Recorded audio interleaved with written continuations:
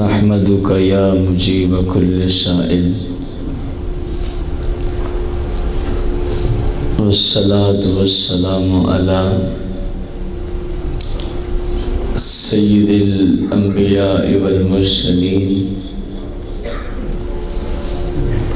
وعلى آله وأصحابه وأزواجه وعلماء ملته أجمعين أما بعد فأعوذ بالله من الشيطان الرجيم بسم الله الرحمن الرحيم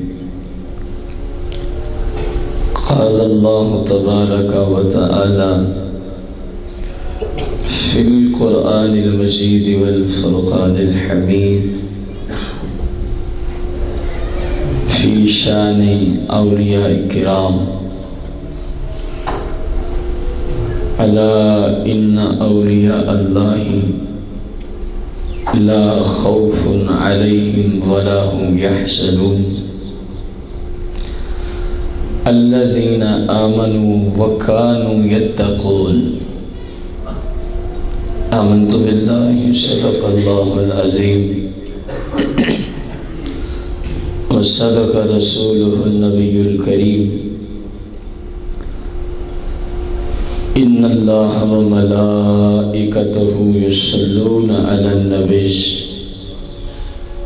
يا أيها الذين آمنوا صلوا عليه وسلموا تسليما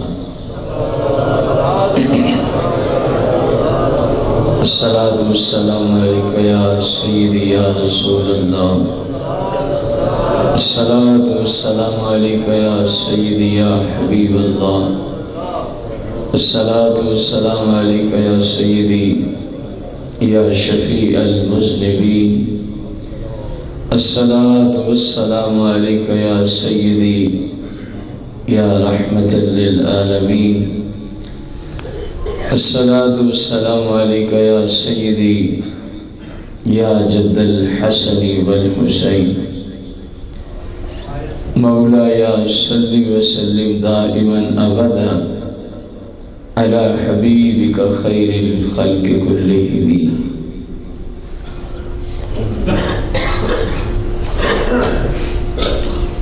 بندہ قادر کا بھی قادر بھی ہے عبد القادر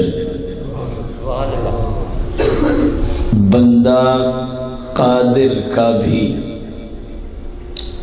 قادر بھی ہے الشیخ عبد القادر غوث پاک مراد ہیں سرے باطن بھی ہے ظاہر بھی ہے عبد القادر مفتی شرع بھی ہے مفتی شرع بھی ہے قاضی ملت بھی ہے علم اسرار سے ماہر بھی ہے عبد القادر منبع فیض بھی ہے مجمع افضال بھی ہے سورج عرفاں کا منور بھی ہے عبد القادر سلک عرفاں کی ضیاء ہے یہی در مختار سلک عرفاں کی ضیاء ہے یہی در مختار فخر اشباہ و نظائر بھی ہے عبد القادر اس کے فرما ہیں سب شارح حکم شارع اس کے فرما ہیں سب شارح حکم شارع مظہر ناہی و عامر بھی ہے عبد القادر مظہر ناہی و عامر بھی ہے عبد القادر ذی تصرف بھی ہے غوث پاک ذی تصرف بھی ہے معزون بھی مختار بھی ہے، ذی تصرف بھی ہے، معزون بھی مختار بھی ہے، کار عالم کا مدبر بھی ہے عبد القادر۔ جو کچھ کائنات میں ہو رہا ہے کار عالم کا مدبر بھی ہے عبد القادر۔ اعلیٰ حضرت نے اب اپنا نام بھی تو گنوانا تھا نا، سرکار کے غوث پاک کے ثنا خوانوں میں لکھتے ہیں، رشک بلبل ہے رضا، رشک بلبل ہے رضا، لالۂ صد داغ بھی ہے، آپ کا واصف و ذاکر بھی ہے اے شیخ عبد القادر۔ حمد و صلوات کے بعد احباب ذی وقار، آج کی یہ عظیم اور مقدس محفل مبارکہ بسلسلہ عرس سیدنا غوث پاک الشیخ عبد القادر جیلانی رضی اللہ تعالی عنہ جامعہ غوثیہ رضویہ کے طلباء ذیشان کی طرف سے منعقد کی گئی ہے۔ آج 1436 سنہ ہجری غالباً 11 ربیع الثانی کا دن ہے۔ سرکار بغداد غوث اعظم رضی اللہ تعالی عنہ کی پیدائش 470 ہجری میں ہوتی ہے، 400، اور آپ دنیا سے ظاہری طور پہ جو پردہ فرماتے ہیں وہ ہے 561 سنہ ہجری۔ یوں آپ نے ظاہری زندگی مبارک، عمر مبارک کا جو آپ کا عرصہ بنا وہ 91 برس بنتا ہے۔ کتنے سال زندگی گزاری؟ اور آج اگر ہم دیکھیں اس ساری مناسبت کے لحاظ سے آپ کا کتواں عرس بنے گا آج کے دن؟ 875 سال ہو گئے غوث پاک کو اس دنیا سے ظاہری طور پہ پردہ فرمائے ہوئے۔ تو ہر سال ایک عرس ہوتا ہے، تو یہ کون سا عرس بنا؟ 875۔ 875واں عرس ہے سرکار بغداد کا۔ آپ کی اس مسجد شریف کے اندر میرے بھائی جو ہم نے آپ کی شان میں اشعار عرض کیے، یا آگے آپ کی شان میں ہم جو کچھ اللہ کو منظور ہوگا سرکار کے توسل سے، سرکار بغداد کی نگاہ کرم سے عرض کریں گے۔ آپ میں سے یا بازریہ انٹرنیٹ جہاں تک یہ آواز پہنچے، ممکن ہے کسی بھائی کو ہماری کسی بات سے اختلاف ہو جائے۔ اختلاف ہو جانا کوئی مسئلے کی بات نہیں ہوتی، تو اس بھائی سے اپیل بھی ہے، عرض بھی ہے، بجائے اس کے کہ سمجھ اپنی کا قصور ہو اور بندہ قصوروار کسی کو ٹھہرا دے، کوئی بات سمجھ نہ آئے تو آپ تو یہیں مجھ سے پوچھ سکتے ہیں، اور جو انٹرنیٹ کے ذریعے سنتے ہیں ان کو بھی ہم نے اپنا نمبر دیا ہوتا ہے، وہاں جہاں وہ پہنچتے ہیں تو ہمارا موبائل نمبر بھی ہوتا ہے، نیٹ کے ذریعے بھی اگر وہ ہم سے رابطہ کرنا چاہیں تو اس کا ایڈریس بھی ساتھ دیا ہوتا ہے۔ تو کوئی ایسی بات نہیں آئے گی، نہ آئی ہے اشعار میں، کسی کے سمجھ نہ آئے تو بات ہے الگ، جو قرآن اور حدیث کے خلاف ہو۔ پورے کا پورا آج کا غوث پاک کے عرس کے حوالے سے جو درس ہے یہ قرآن و حدیث کے مطابق ہے، قرآن و حدیث کے۔ ممکن ہے کوئی اسی بات سے ہی اعتراض کرنا شروع کرے، جی سب سے پہلا جملہ ہی ان کا غلط ہے۔ کون سا؟ کہ انہوں نے کہا جی غوث پاک کا آج کیا ہے؟ عرس ہے۔ یہ لفظ عرسی بدعت ہے۔ ممکن ہے کوئی اس بات سے ہی منکر ہو بیٹھے، اس کی اطلاع کے لیے عرض ہے، اگرچہ ہمارا لفظ اور اس کی لغوی یا اصطلاحی معانی اور مطالب پہ آج کی گفتگو نہیں ہے، لیکن اس کے لیے عرض ہے اور اپیل بھی ہے کہ لفظ عرس رسول اللہ صلی اللہ علیہ وسلم کی احادیث میں استعمال ہوا ہے، لفظ عرس لغت عربیہ کی کتب میں استعمال ہوا ہے، اور جو بڑے بڑے ائمہ گزرے ہیں ان کی کتب کے اندر لفظ عرس استعمال ہوا ہے۔ اور لفظ عرس کو بدعت کہنے والا کس منہ سے اس کو بدعت کہے گا؟ سرکار مدینہ کے کئی صحابی ہیں جن کا نام ہی فقط عرس رکھا گیا تھا، جن کا نام ہی فقط، اور سرکار صلی اللہ علیہ وسلم کی سیاستہ اس بات پہ بہت بڑی گواہی ہے کہ آپ صلی اللہ علیہ وسلم کی یہ عادت کریمہ تھی کہ جس کا نام بھی شریعت کے معنی و مطالب کے خلاف آپ سمجھتے تو آپ اس کا نام کیا کر دیا کرتے تھے؟ تبدیل فرما دیا کرتے تھے۔ سیاستہ اس بات پہ شاہد ہیں۔ میرے بھائی، یہ جن کا نام صحابہ عرس رکھا گیا، فقط عرس، یہ سرکار کی بارگاہ میں آتے بھی تھے، جاتے بھی تھے۔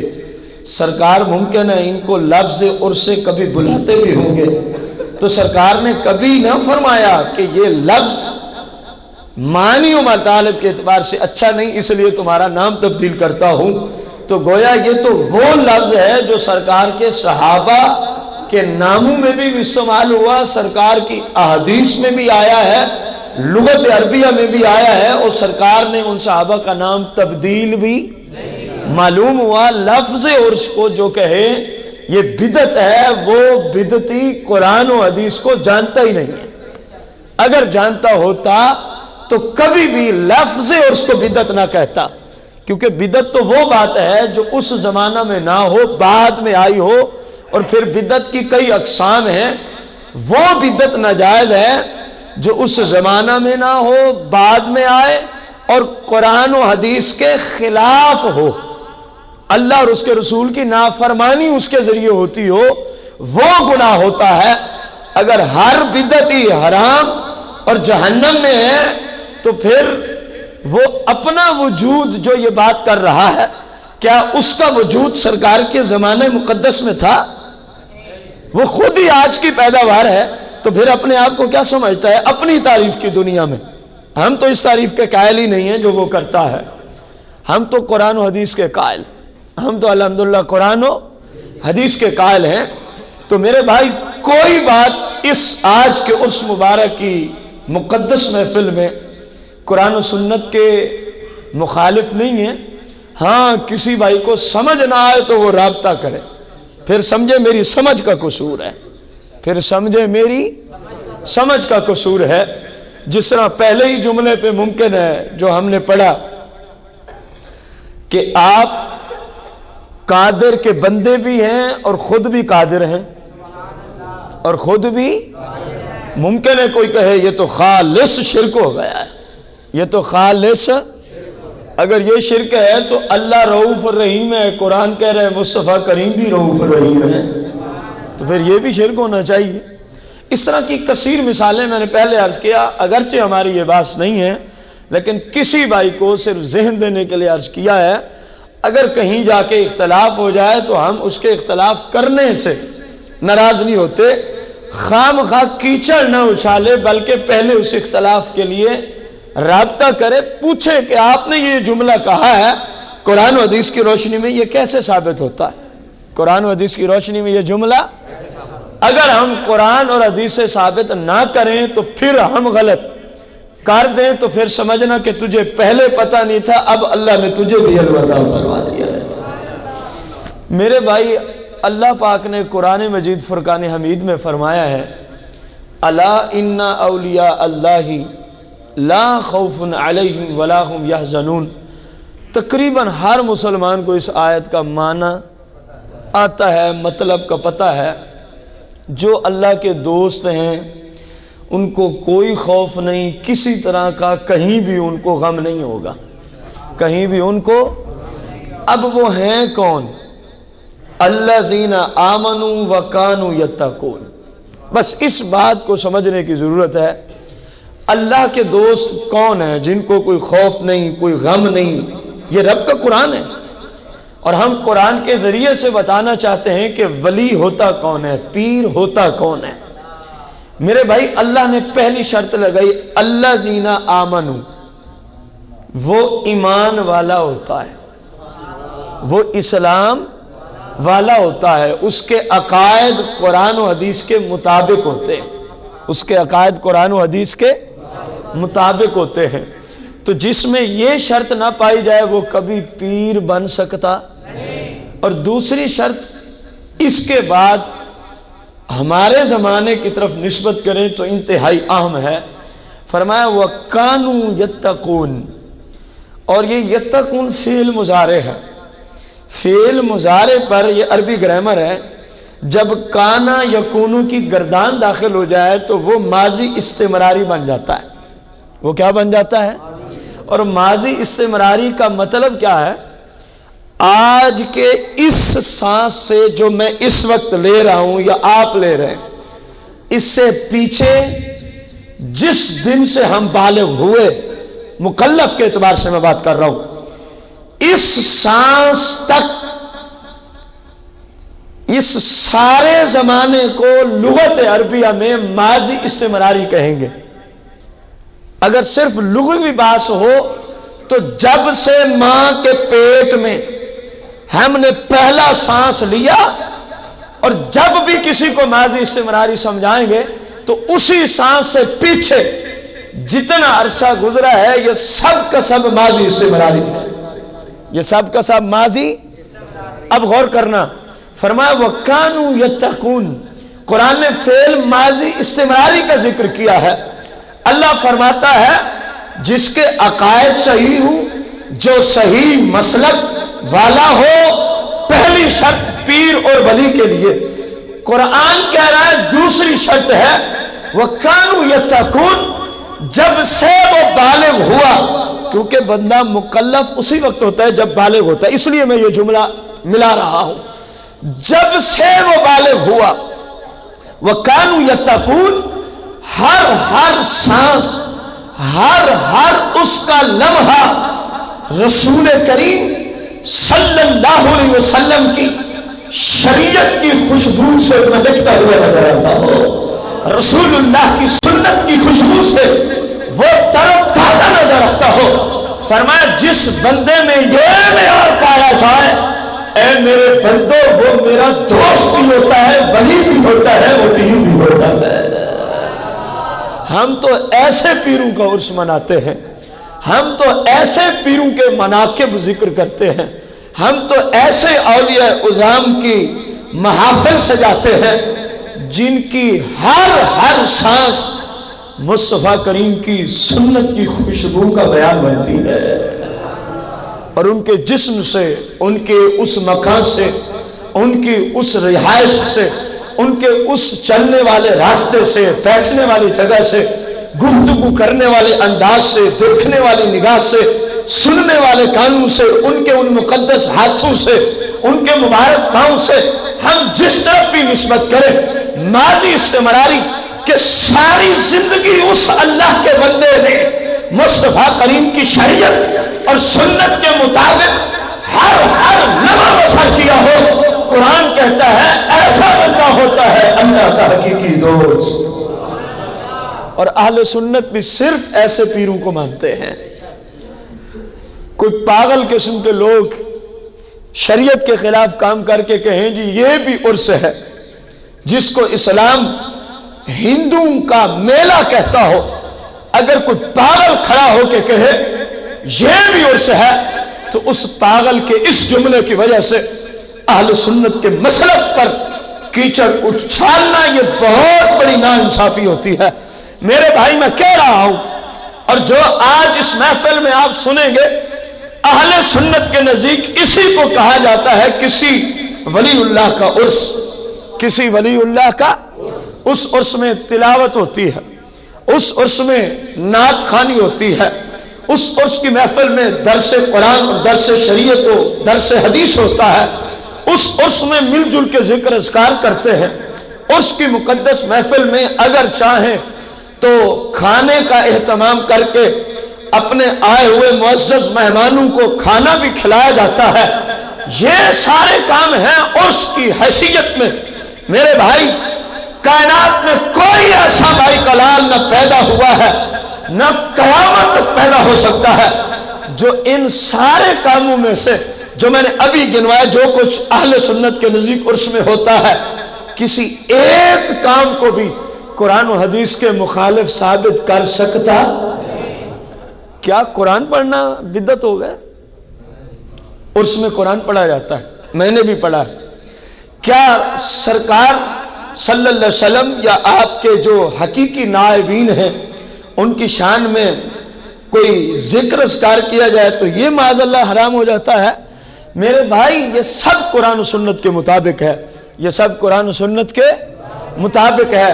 اور جس شیخ کا ہم عرس منا کے بیٹھے ہیں، آپ پرہیزگاری کی تعریف میں ارشاد فرماتے ہیں، تقوی و طہارت کے حصول میں آپ ارشاد فرماتے ہیں، فرمایا کہ تقوی و طہارت تجھے یوں نصیب ہوگا، پرہیزگاری تجھے یوں نصیب ہوگی کہ جو بھی تو نے کام کرنا ہو۔ یہ کس کا فرمان ہے؟ بولو تو صحیح، الشیخ عبد القادر جیلانی رضی اللہ عنہ کا فرمایا، جو بھی تم نے کیا کرنا ہو اس کو دیکھ لیا کر، اگر تو وہ تیرے نبی علیہ السلام کی شریعت کے مطابق ہو تو اس کو کر گزرا کر، اگر شریعت سے ٹکراتا ہو تو اس کو چھوڑ دیا کر۔ فرمایا یہی تقوی و طہارت ہے۔ ہم تو ایسے پیر کا عرس منا رہے ہیں جو تقوی و طہارت قرآن کے اسلوب سے اپنے مریدین کو دیتے رہے، اور قیامت تک آپ کی یہ تعلیمات آپ کے حقیقی ورثاء علماء حق کا عوام الناس تک بیان کرتے رہیں گے، پہنچاتے رہیں گے۔ میرے بھائی، جن کی ساری زندگی اللہ کی عبادت میں گزری ہے، جن کی ساری زندگی کا لمحہ بلمحہ وَقَانُوا يَتَّقُونَ قرآن کی آیت کا مصداق نظر آتا ہے، جو ہر وقت رسول اللہ کی سنت کا پیکر نظر آتا ہے، جن کی زبان اگر بولتی ہے تو یا قرآن ہوتا ہے یا مصطفیٰ کریم کی حدیث کا درس شریعت ہوتا ہے، جو چلتے ہیں، بیٹھتے ہیں، اٹھتے ہیں، سوتے ہیں، کسی بھی حالت میں ہوتے ہیں، حالت کو دیکھ کے پتہ چلتا ہے کہ یہ کام مصطفیٰ کی سنت ہے تو اس طرح ہے۔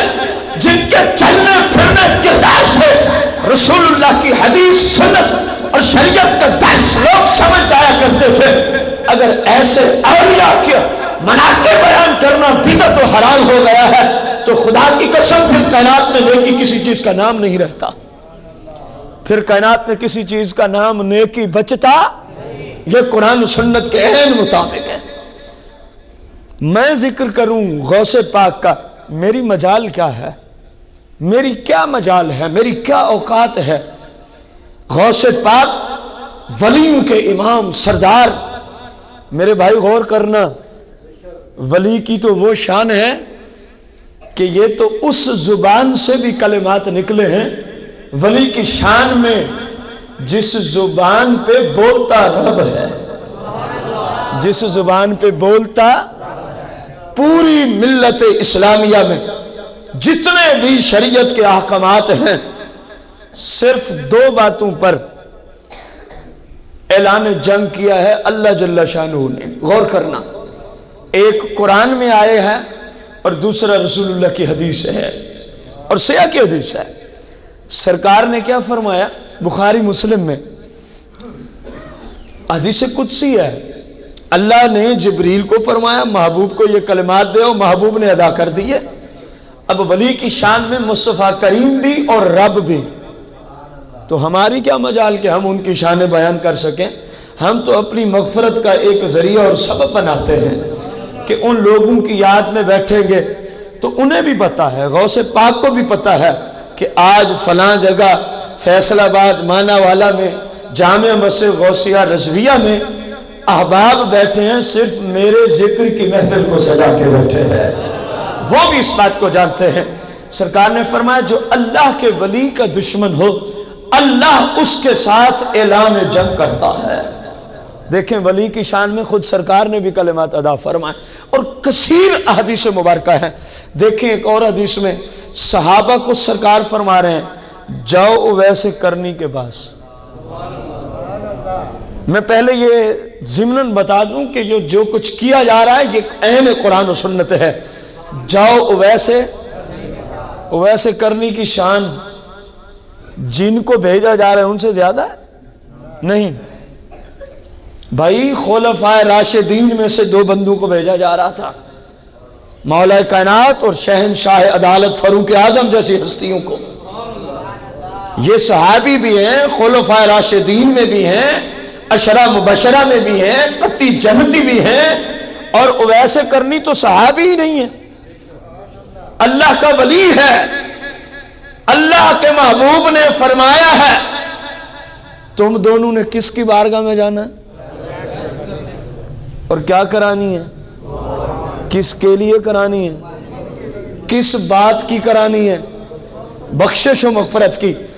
رسول اللہ کو خود نہیں دعا کرنی آتی تھی؟ یا ساری زندگی جو غاروں میں امت کے لیے، امت کی بخشش کے لیے آپ نے آنسو بہائے وہ کم تھے؟ وہ ویسے کرنی کی دعا کی کوئی زیادہ ضرورت پڑی تھی؟ نہیں۔ اگر اس جہت سے دیکھو تو ضرورت نہیں تھی۔ اگر آج کے زمانے کے کچھ لوگوں کو دیکھو تو مسلمانوں کے عقائد کی مضبوطی کے لیے ضرورت پڑی تھی۔ مصطفیٰ کریم جانتے تھے نگاہ نبوت سے کہ کچھ لوگ اپنے آپ کو مسلم کہنے والے آئیں گے جو ولیوں سے دعا کے منکر، ولیوں کے پاس جانے کو بت اور شرک اور حرام اور بدعت سے تعبیر کریں گے۔ سرکار نے صحابہ کو بھیج کر اہل سنت والوں تمہارے مسلک پر بہت بڑی دلیل عطا فرما دی ہے۔ ضرورت نہ تھی دلیل کے لیے فرمایا جاؤ، جب میں خود بھیجوں گا تم جاؤ گے، قیامت تک یہ شریعت بن جائے گی کہ ولی کے پاس جانا اللہ کے نبی علیہ السلام کے فرمان کی تابعداری ہوتی ہے۔ اس لیے یہ کام کرا،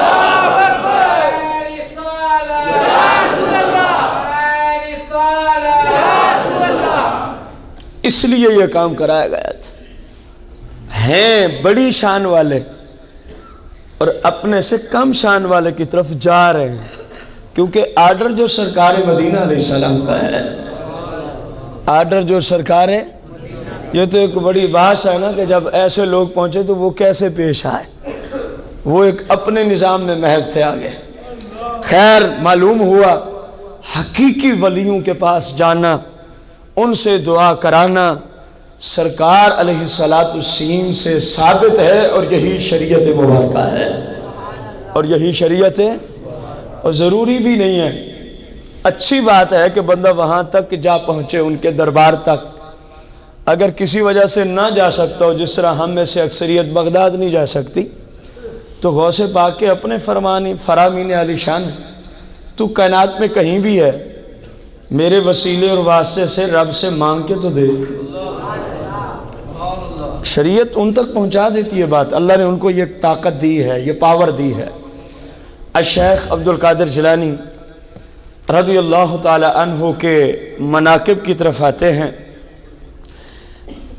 ایک شخص نے شیخ عبد القادر جیلانی رضی اللہ عنہ سے پوچھا، حضور یہ جو آپ کا نظام ہے ولایت والا، یہ مقام و رتبے والا، اس کی ابتدا کیسے ہوئی تھی؟ اس کی ابتدا کیسے ہوئی تھی؟ سرکار بغداد الشیخ عبد القادر جیلانی رضی اللہ تعالی عنہ نے ارشاد فرمایا، اس طرح ہے کہ میرا یہ سارا نظام صدق پر مبنی ہے، سچائی پر۔ کس چیز پر؟ فرمایا یہ ابتدا سے جس وجہ سے مجھے اس طرف رتبہ ملا وہ صداقت ہے، سچائی ہے۔ بہت بڑی بات آگے غوث پاک نے فرمائی ہے، فرمایا اے سائل، میں نے پوری زندگی کبھی ایک دفعہ بھی جھوٹ نہیں بولا۔ میں نے پوری زندگی کبھی ایک دفعہ بھی، بس اس کی برکت سے میرے رب نے مجھے اس راستے پہ چلا دیا ہے۔ پھر آپ اس پہ پورا ایک واقعہ بھی سناتے ہیں اس شخص کو، سائل کو۔ فرمایا میں بالکل چھوٹا سا تھا، بچپن کے حالت تھی میری عمر کے اعتبار سے، اور وہ دن تھا 9 ذو الحجہ کا۔ دن کون سا تھا؟ فرمایا میں اپنے گھر سے جیلان، آپ کا گھر کس قبیلے میں تھا؟ ایران شہر کا ایک قبیلہ جیلان، اگر ہم اس کو اصل رکھیں تو گیلان، پھر کیا کہیں گے؟ گیلان اصل نام تھا، عربیوں نے پھر گاف کو جیم میں تبدیل کر کے جیلان کر دیا، اس لیے کچھ تو گیلانی سید کے نام سے جانتے ہیں، وہ گیلان کی اصل پہ رکھتے ہوئے، اور جو جیلانی کہتے ہیں وہ گاف کو عربیوں نے جیم میں تبدیل کر دیا، تو اس حیثیت سے آپ جیلانی بھی ٹھہرے۔ نسبتیں دونوں آپ کے قبیلے کی طرف ہیں، گیلانی بھی اور جیلانی بھی۔ یہ جتنے گیلانی ہیں یا جیلانی سید ہیں سرکار بغداد کی اولاد سے ہوتے ہیں، سرکار بغداد کی۔ آپ جیلان یا گیلان دونوں لغتیں ساتھ ساتھ چلاؤں کہ قبیلے میں پیدا ہوئے تھے ایران میں۔ تو آپ فرماتے ہیں 9 ذو الحجہ کا دن تھا، تو میں اپنے گھر سے باہر نکلا تو ایک بیل کے پیچھے میں ہو گیا، جس بیل کے ذریعے زمین میں کیا چلائے جا رہے تھے؟ اب ایک روایت میں ہے کہ میں فقط پیچھے ہوا۔ ملا علی قاری محدث مکی رضی اللہ تعالیٰ عنہ نے لکھا ہے، آپ کے مناقب میں ایک کتاب لکھی ہے کہ آپ اس کو چلانے والے بنے، اس بیل کو ہل چلانے والے بنے۔ تو جیسے ہی غوث نے یہ کام شروع کیا تو بیل نے چلنا چھوڑ دیا، رک گیا، اور یوں پیچھے ہو کے بیل بچپن کی حالت یوں پیچھے ہو کے شیخ کی طرف اپنا رخ کر کے کہنے لگا، اے عبد القادر، اللہ نے تجھے اس کام کے لیے تو نہیں پیدا فرمایا؟ غور کرو، اے عبد القادر، اللہ نے تجھے اس کام کے لیے تو پیدا نہیں فرمایا۔ فرمایا میں ڈر گیا، میں خوف زدہ ہو گیا کہ بیل مجھ سے کلام کر رہا ہے، تو میں نے اس کو چھوڑ دیا، میں اپنے گھر کی طرف رواں دواں۔ میں آیا تو اپنے گھر کی چھت پہ چڑھ گیا، اپنے گھر کی چھت پہ چڑھ گیا۔ جب چھت پہ چڑھتا ہوں تو کھڑا ایران میں ہوں۔ کھڑا کہاں ہوں؟ دن کون سا تھا؟ اور 9 ذو الحجہ کو اسلام کا ایک اہم فریضہ ادا ہوتا ہے، اس کا نام کیا ہے؟ اور وہ ادا کہاں ہوتا ہے؟ مکہ کے قریب مقام عرفات میں، جس کو میدان عرفات سے تعبیر کیا جاتا ہے۔ آپ ایران میں ہیں اور اسلام کا یہ فریضہ حج کہاں ادا کیا جا رہا تھا؟ مقام عرفات، مکہ کی سرزمین پر۔ فرماتے ہیں میں جیسے گھر کی چھت پہ چڑھا، میں نے جو ایسے دیکھا تو میں سارے حاجیوں کو عرفات کے میدان میں دیکھ رہا تھا۔ ایران میں کھڑے ہوئے میری نگاہ کو رب نے کہاں پہنچا دیا؟ عرفات، مکہ تک پہنچ گئی۔ تو میں مزید اس بات پہ تعجب کیا میں نے، کیونکہ یہ پہلا معاملہ ہو رہا تھا میرے ساتھ۔ تو میں گھر کی چھت سے نیچے آیا، میں نے امی سے اپیل کی، امی حضور آپ مجھے اجازت دیں، میں قرآن و حدیث کا علم سیکھنے بغداد جانا چاہتا ہوں، کیونکہ بغداد قرآن و حدیث کے علوم کے اعتبار سے تاریخ میں اس کی ایک مسلمہ حیثیت ہے، تاریخ کے اندر بغداد کی ایک مسلمہ حیثیت ہے۔ تو ماں نے پوچھا بیٹا خیریت ہے؟ آج تک تو کبھی ایسی بات نہ کی۔ تو فرماتے ہیں میں نے اپنی والدہ کو جو کچھ دیکھا وہ سارے کا سارا، تو میری والدہ رونے لگی۔ میری والدہ سمجھ گئی نا معاملہ کیا ہے، آج کل کی والدہ تھوڑی تھی، وہ خود ولیہ کاملہ تھی، سمجھ گئی معاملہ کیا ہے۔ کہنے لگی بیٹا آپ نے تو اتنا کہا ہے نا کہ میں صرف بغداد دین سیکھنے جاتا ہوں، جاؤ دین کے لیے، میں ماں ہونے کے ناطے سے کہتی ہوں اگر اللہ کو منظور ہوا تو اب یہ چہرہ قیامت کو دیکھوں گی، میں نے آپ کو اللہ کے دین کے لیے وقف کر دیا۔ فرماتے ہیں میری ماں نے ایک بغداد کی طرف قافلہ جا رہا تھا، ان باتوں کو صرف سننا نہیں ہے، گھر میں غور بھی کرنا ہے۔ ہم اولاد کو کیا تربیت دے رہے ہیں؟ جھوٹ اور سچ کے اعتبار سے میں نے اس کو رکھا اس لیے آج کے بیان میں، تاکہ ہمیں بھی پتہ چلے کہ ہم اولاد کی تربیت کس طرح کر رہے ہیں۔ بیان وہ اچھا ہوتا ہے کسی بھی موضوع پہ ہو جس پہ آنے والوں کی کچھ اصلاح بھی ہوتی رہے ساتھ ساتھ۔ غور کرنا، فرمایا میری والدہ نے مجھے تیار کیا، میرے والد نے 80 دینار وراثت میں چھوڑے، تو والدہ نے میری بغل کے نیچے میرے کپڑے میں 40 دینار، کیونکہ ہم 2 بھائی تھے تو 40 وراثت ان کی 40 میری، ان کو سلائی کر دیا، نظر نہیں آتے۔ اب جب میں روانہ ہونے لگا تو امی نے ایک مجھ سے وعدہ لیا، بیٹا میں تجھ سے وعدہ لیتی ہوں کہ تو زندگی میں کبھی جھوٹ نہیں بولے گا۔ آپ فرماتے ہیں میں نے امی کو کہا امی زندگی میں کبھی جھوٹ نہیں بولوں گا۔ رواں ہو گئے، کچھ آگے چلے، فرمایا قافلے والوں پر ڈاکوں کا ایک پورا قافلہ 60 ڈاکو تھے۔ کتنے تھے؟ وہ آ گئے، انہوں نے لوٹنا شروع کیا۔ میرے پاس بھی ایک ڈاکو آیا، کہا او بھائی تیرے پاس کیا ہے؟ آپ نے فرمایا 40 دینار ہیں، یعنی 40 سونے کے سکے۔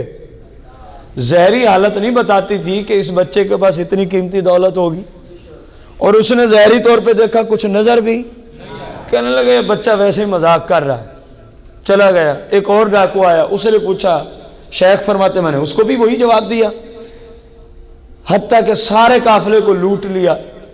پھر میں دیکھ رہا ہوں کہ وہ اپنے سردار کے پاس گئے تو میری کہانی ان کو سنائی، تو ان کے سردار نے کہا اس بچے کو میرے پاس لے آؤ۔ جو کہتا ہے نا میرے پاس 40 سونے کی اشرفی ہیں، دینار سونے کی اشرفی کو کہتے ہیں، سکے کو کہتے ہیں، اور جس کے پاس نکلا کچھ بھی نہیں اس کو میرے پاس لے آؤ۔ آپ فرماتے ہیں ڈاکو آئے، مجھے لے گئے، تو سردار نے مجھ سے پوچھا بیٹا یہ کیا کہہ رہے ہیں؟ فرمایا کیا کہہ رہے ہیں؟ کہنے لگا یہ تو یہ کہہ رہے ہیں کہ آپ فرماتے ہیں میرے پاس کتنی اشرفی ہیں، حالانکہ ظاہری طور پہ کچھ نظر بھی نہیں آتا، آپ کے پاس کچھ ہے؟ تو شیخ فرماتے ہیں میں نے کہا میرے پاس 40 سونے کے سکے اشرفیاں دینار ہیں۔ کہنے لگا کہاں ہیں؟ میں نے کہا جی والدہ نے بغل کے نیچے کپڑے میں سلائی کیے ہوئے اس لیے نظر نہیں آتے، کیونکہ ڈاکوؤں کا زمانہ تھا تو جتنی کوشش ہو سکی والدہ نے کی۔ تو اس ڈاکو کے سردار نے کہا اس طرح کرو، ان کی بغل کے نیچے سے کپڑے کو چیرو پھاڑو، دیکھو کچھ ہے۔ جب چیرا پھاڑا گیا تو جو غوث نے فرمایا وہی نکل آیا۔ اب ڈاکو کا سردار بڑا پریشان ہوتا ہے، جتنا ہی بے وقوف تھا، پاگل تھا، ڈاکو تھا، کچھ نہ کچھ سمجھ تو رکھتا تھا نا۔ تھا ڈاکو، تھا چور، تھا مجرم۔ ابھی ابھی میرے ذہن میں ایک جملہ آیا، میں نے آج تک غوث کی شان میں یہ جملہ نہیں بولا۔ تھا ڈاکو، تھا چور، تھا مجرم، تھا فاسق و فاجر۔ کس کی نسبت میں آ گئے؟ ایک ولی کی نسبت میں آیا۔ ادب کرتے ہوئے پوچھتا ہے جب نظر کچھ نہیں آتا تھا تو کیوں اصرار کرتے ہو؟ لوگ تو اپنے مال کو بچانے کے لیے جھوٹ بولتے ہیں، اور آپ بار بار کہتے ہیں میرے پاس مال ہے، مال ہے۔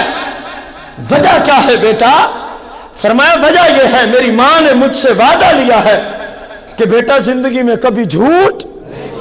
غوث فرماتے میں نے اتنی بات کی، وہ ڈاکو کا سردار پھوٹ پھوٹ کے رونے لگا، تڑپنے لگا اور کہنے لگا بیٹا ایک تم ہو، چھوٹی سی عمر ہے، اپنی ماں کی نافرمانی نہیں کرتے، ایک میں ہوں سردار سے اپنے رب کی نافرمانی کرتا ہوں، لوٹتا ہوں، ڈاکے مارتا ہوں، میں کتنا بڑا ظالم ہوں۔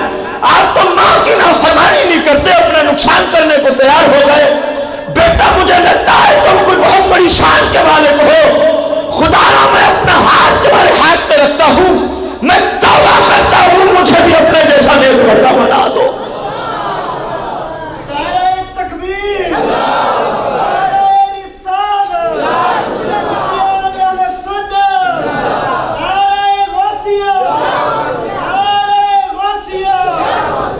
مجھے بھی اپنا جیسا۔ شیخ نے فرمایا ہاتھ بڑھاؤ، کیونکہ شیخ کی اپنی تعریف ہے نا پیر کے بارے میں، الشیخ یسعد الشقیہ، پیر وہ ہوتا ہے جس کے پاس چور، ڈاکو، مجرم، فاسق، فاجر آئے تو چور مجرم ہو، جب جائے تو پرہیزگار و متقی بن کے جائے۔ فرمایا بڑھاؤ ہاتھ، ہمارا تو شعبہ یہی ہے۔ جب ڈاکو کے سردار نے توبہ کی تو بقایا جو گروہ تھا پورا 59 کا کہنے لگے اے ہمارے آقا، ڈاکے میں بھی آپ ہمارے سردار تھے تو پھر توبہ میں ہی آپ ہمارے سردار بن جائیں۔ ہم سب کے سب اس بچے کے ہاتھ پہ توبہ کرتے ہیں، اپنے رب کی اتباع میں زندگی بسر کریں گے۔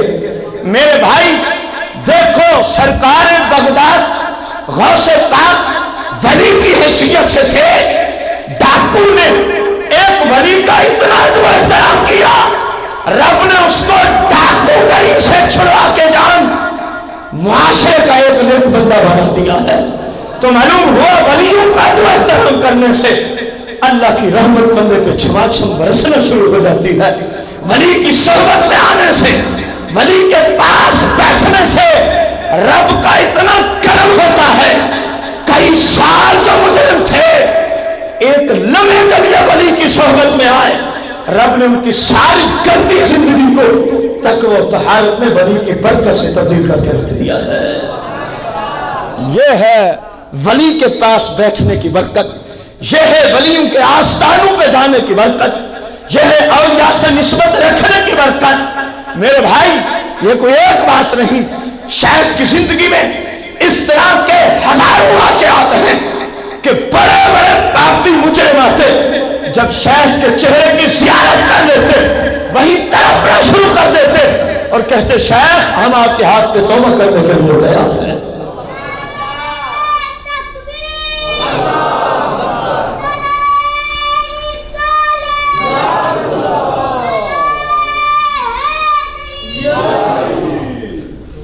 اور اس سے ہمیں کیا درس ملا؟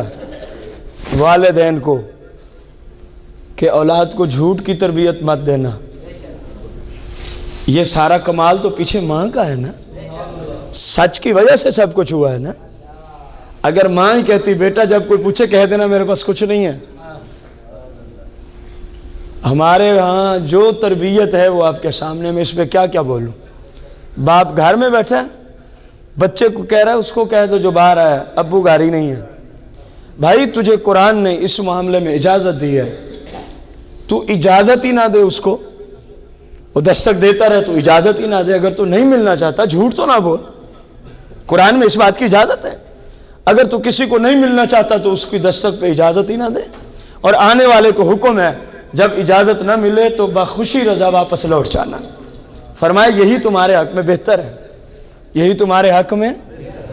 شیخ عبد القادر جیلانی تو اس منصب پہ فائز تھے، سرکار کی حدیث مبارکہ ہے نا،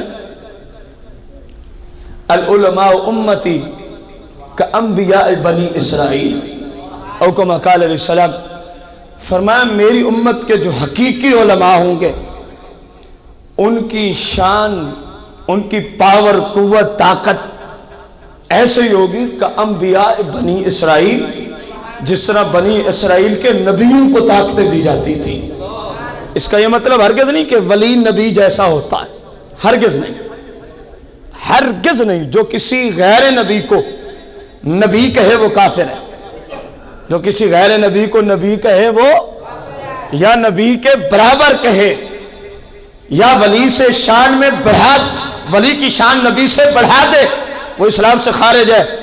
جس طرح کہا جاتا ہے ایسا حسین ہے جس طرح چاند ہو، ایسا حسین ہے جس طرح، حالانکہ اس میں اور چاند میں زمین و آسمان کا، بس یہی بات یہاں مثال کے طور پہ فرمائی گئی کہ ان کی طاقتیں یہ ہوں گی جو انبیاء بنی اسرائیل کے کرتے تھے، میری امت کے علماء کو اللہ وہ طاقتیں عطا فرما دے گا۔ منصب نبوت کی برابری نہیں، طاقت کی بات ہو رہی ہے۔ جناب عیسیٰ روح اللہ کے لیے قرآن اس بات پہ گواہ ہے، آپ مادر زاد اندھوں کو کیا دیتے تھے؟ بولو بولو، قرآن ہے۔ آپ ابرس والے، کوڑی، جزام کے مرضوں والوں کو کیا دیتے تھے؟ شفا دیتے تھے۔ آپ کے پاس مریض آتا، آپ اپنا ہاتھ پھیر دیتے یا آپ کے جسم سے لگا ہوا کپڑا اس مریض کو پھیر دیتے، آپ کے صحابہ اللہ اس کو شفا عطا فرما دیتا۔ مردوں کو زندہ کرتے۔ غور کرنا، سرکار کی حدیث کے تحت شہنشاہ بغداد کو بھی اللہ نے یہ شان عطا فرمائی تھی۔ شہنشاہ بغداد کی بارگاہ قدسیہ میں یہ واقعہ ہے 549 سنہ ہجری کا۔ واقعہ کس سنہ ہجری کا ہے؟ اور آپ کی وفات کا دن سن کون سا ہے؟ 570 کے 71 کیا ہے؟ 500 آپ کی وفات 561 میں ہے، 470 میں پیدائش ہے، 561 میں۔ غور کرنا میرے بھائی، 561 میں دنیا کو چھوڑ رہے ہیں اور یہ واقعہ ہے 549، گویا کتنا عرصہ پہلے کا؟ 12 سال پہلے کا۔ ظہری پردہ فرمانے سے آپ کی بارگاہ میں بغداد کا ایک تاجر آتا ہے، کہتا ہے حضور آپ میری کیا قبول فرمائیں؟ دعوت۔ آپ نے فرمایا، وہ ساتھ ساتھ کہنے بھی لگا کہ آپ کے نانے کی حدیث بھی ہے، جب کوئی مسلمان دعوت کرے تو اس کی دعوت کو کیا کیا جائے؟ اس تاجر نے، ابو غالب نامی تاجر نے یہ حدیث بھی ساتھ سنا دی۔ سرکار بغداد نے فرمایا ٹھیک ہے، اجازت لیتے ہیں، مل گئی تو چلیں گے۔ وہ کسی اور طرف رہنمائی کر رہا تھا حدیث بتا کے۔ سرکار بغداد تو جانتے تھے یہ دعوت کرنے کیوں آیا ہے، اس کا مطلب کیا ہے، مجھ سے کیا کام لینا چاہتا ہے۔ اس لیے آپ کے مرید خلفاء کہتے ہیں تھوڑی دیر آپ مراقبہ میں گئے، اس کے بعد آپ نے سر انور کو اٹھایا، فرمایا ابو غالب اجازت مل گئی ہے، چلو۔ تم مجھے نانے کی حدیثیں سناتے ہو، میں ڈائریکٹ نانے سے اجازت لے آیا ہوں، چلو۔ آپ کے خلفاء کہتے ہیں جب سرکار بغداد ابو غالب نامی تاجر کے گھر پہنچتے ہیں، ہم نے دیکھا ایک بہت بڑا دسترخوان لگا ہوا ہے، بغداد کے بڑے بڑے شیوخ، فقہاء، علماء، محدث، مفسر، بڑے بڑے اولیاء اس دسترخوان پر کھانے سامنے لگے ہوئے ہیں، لیکن کسی نے ابھی تک کھانا کھانا شروع۔ اسی عالم میں سرکار بغداد جا پہنچتے ہیں۔ جب سرکار پہنچے تو اس پورے مجمع پہ ایک رعب طاری ہو گیا۔ سرکار بغداد کی آمد کی وجہ سے ایک ہیبت طاری ہو گئی، کسی کو مجال نہ ہوئی کہ کھانے کی طرف ہاتھ بڑھا سکے، سب پہ غوث کا رعب اور دبدبہ طاری ہو گیا۔ غوث چلتے آئے، جس طرح سے دسترخوان شروع ہو رہا تھا وہاں آ کے آپ نے تشریف رکھی اور اپنے مریدوں کو فرمایا وہ ٹوکرا دیکھ رہے ہو؟ اجازت اسی بات کی لی جا رہی تھی کہ اس کو شفا دینی ہے کہ نہیں دینی، یہ تو دعوت تک محدود مجھے حدیثیں سنا رہا تھا نا۔ ہم تو جانتے تھے کہ وہاں کسی مریض کو شفا دینے کے لیے بلایا جا رہا ہے، وہ ٹوکرا لے آؤ۔ آپ کے خلفاء نے وہ ٹوکرا اٹھایا تو کہتے ہیں بڑا وزنی ٹوکرا، ٹوکرے کا بڑا وزن تھا، وزندار ٹوکرا تھا، تو ہم نے اٹھایا، سرکار کی بارگاہ میں لے آئے۔ سرکار نے عوام الناس کو خطبہ دیا، فرمایا لوگوں سن لو، اس ٹوکرے کے اندر جو ابھی تک بند ہے، فرمایا اس ٹوکرے میں ابو غالب تاجر کا ایک بیٹا ہے، ابو غالب نامی تاجر کا ایک، جس کے گھر پہ آج بغداد کے شیوخ، فقہاء، محدث، مفسر، اولیاء عظام جمع ہیں، ایک ٹوکرا اوپر سے بند۔ میرے بھائی ٹوکرا بند ہو، آپ کو یا مجھے پتہ چلے گا اس کے اندر کیا ہے؟ بالکل سیل بند، کوئی چیز اندر نظر نہیں آ رہی، کیونکہ ہم ہیں جو عام۔ سرکار بغداد نے ٹوکرا کھولا نہیں، فرمایا اس کے اندر ابو غالب کا ایک بیٹا ہے، اور آگے سنیں، فرمایا یہ اندھا ہے، یہ لولا ہے، یہ لنگڑا ہے، یہ گونگا ہے، نہ بول سکتا ہے، نہ دیکھ سکتا ہے، نہ پکڑ سکتا ہے، نہ چل سکتا ہے۔ فرمایا ابو غالب ہمارے پاس گیا ہی اسی کام کے لیے تھا کہ شیخ آئیں گے تو آپ کی برکت سے میرے بیٹے کو رب شفا عطا فرما دے گا۔ فرمایا اب کھولو اس ٹوکرے کو، جو ہم نے کہا وہ ٹھیک ہے۔ آپ کے خلفاء نے ٹوکرے کو کھولا، اندر سے لولا، لنگڑا، نبینا، گونگا ابو غالب کا کیا موجود ہے؟ بیٹا موجود ہے۔ شیخ عبد القادر جیلانی رضی اللہ تعالی عنہ نے جب اس کو دیکھا تو فرمایا بیٹے کھڑے ہو جاؤ، اللہ کے حکم سے پورا مجمع دیکھ رہا ہے وہ لولا لنگڑا مادر ذات اندھا جو پیدا ہی اندھا ہوا تھا، جو پیدا ہی لولا لنگڑا گنگا ہوا تھا، آج جوان ہو چکا ہے، آج تک علاج نہ ہو سکا۔ سرکار بغداد نے فرمایا بیٹا کھڑے ہو جاؤ۔ آپ کے خلفاء کہتے ہیں ہم نے دیکھا لڑکا ٹوکرے سے باہر آتا ہے، چلنا پھرنا شروع کرتا ہے، دوڑنا شروع کرتا ہے۔ ہم نے دیکھا مجمع پہ ایک حال طاری ہو جاتا ہے، کچھ فقراء نے اپنے کپڑے چیر پھاڑ دیے، بس اسی موقع کو غنیمت جانتے ہوئے غوث نے اپنی سواری کو ٹھوکر لگائی، بغیر کچھ کھائے پیے بغداد کی طرف جامعہ نظامیہ میں تشریف لے گئے۔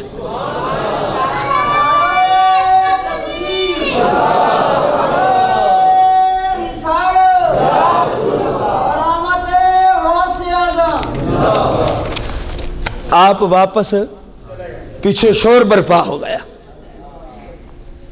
اب کسی کو کیا ملنا تھا جب اصل بندہ ہی چلا گیا، جب اصل بندہ ہی۔ یہ بات چلتے چلتے چلتے رافضیوں تک جا پہنچی کہ سنیوں کے پیر نے کیا کر دیا آج؟ جو پیدا ہی اندھا ہوا تھا، جو پیدا ہی لولا اور لنگڑا اور گونگا ہوا تھا، ایک جملے سے اس کو شفا عطا فرما دی ہے۔ مشکل کشائی ہے کہ نہیں ہے؟ کہنے لگے ہم نہیں مانتے، مسئلہ کے حل سنت کا فرد یہ کام کرے۔ رافضیوں نے کہا ہم اس کے لیے منصوبہ تیار ہوا کہ انہوں نے ایسے ہی ان کے مریدوں نے ڈھونگ رچایا ہوا ہے، ہم خود چل کے بغداد میں جامعہ قادریہ میں جہاں شیخ عبد القادر جیلانی دروس دیا کرتے تھے، ہم خود اس کا پریکٹیکل کروائیں گے، ورنہ ہم نے ماننا۔ انہوں نے کیا کیا؟ 2 ٹوکرے، غور کرنا، رافضی شیعہ کو کہتے ہیں، 2 ٹوکرے لیے، ایک میں صحیح سلامت نوجوان بچے کو بٹھا کے اوپر سے بند کر دیا، اور دوسرے ٹوکرے میں اندھے لولہے لنگڑے نبینے کو بٹھا دیا جو پیدائشی اس طرح کا تھا، اور اس کو بھی کیا کر دیا؟ اب چلے ہیں اہل سنت کے ایک پیر کا امتحان لینے کہ اس طرح سنی بھی کر سکتے ہیں۔ میرے بھائی جب شیخ کے جامعہ میں پہنچتے ہیں بغیر اس کے کہ انہوں نے کچھ کہا ہو، شیخ اپنے دس کو چھوڑتے ہیں، جلال میں آتے ہیں، 2 ٹوکرے سامنے اس گروہ نے رکھے ہوئے ہیں۔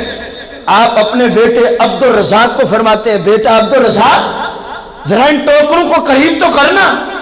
جب قریب ہوئے ابھی تک بند ہیں، فرمایا لوگوں سنو، اس ٹوکرے میں ایک بچہ ہے جوان جس کی آنکھیں بھی ٹھیک ہیں، جو چل بھی سکتا ہے، جو بول بھی سکتا ہے، جو سن بھی سکتا ہے، جو دیکھ بھی سکتا ہے۔ فرمایا عبد الرزاق اب اس ٹوکرے کو کھول دے، اب اس ٹوکرے کو۔ آپ کے شہزادے عبد الرزاق رضی اللہ تعالیٰ عنہ نے ٹوکرے کو کھولا تو بچہ باہر آ گیا، بولنے لگا، چلنے لگا، تھا جو صحت مند، یہ تو صرف امتحان لینے کے لیے سارا پروگرام بنایا گیا۔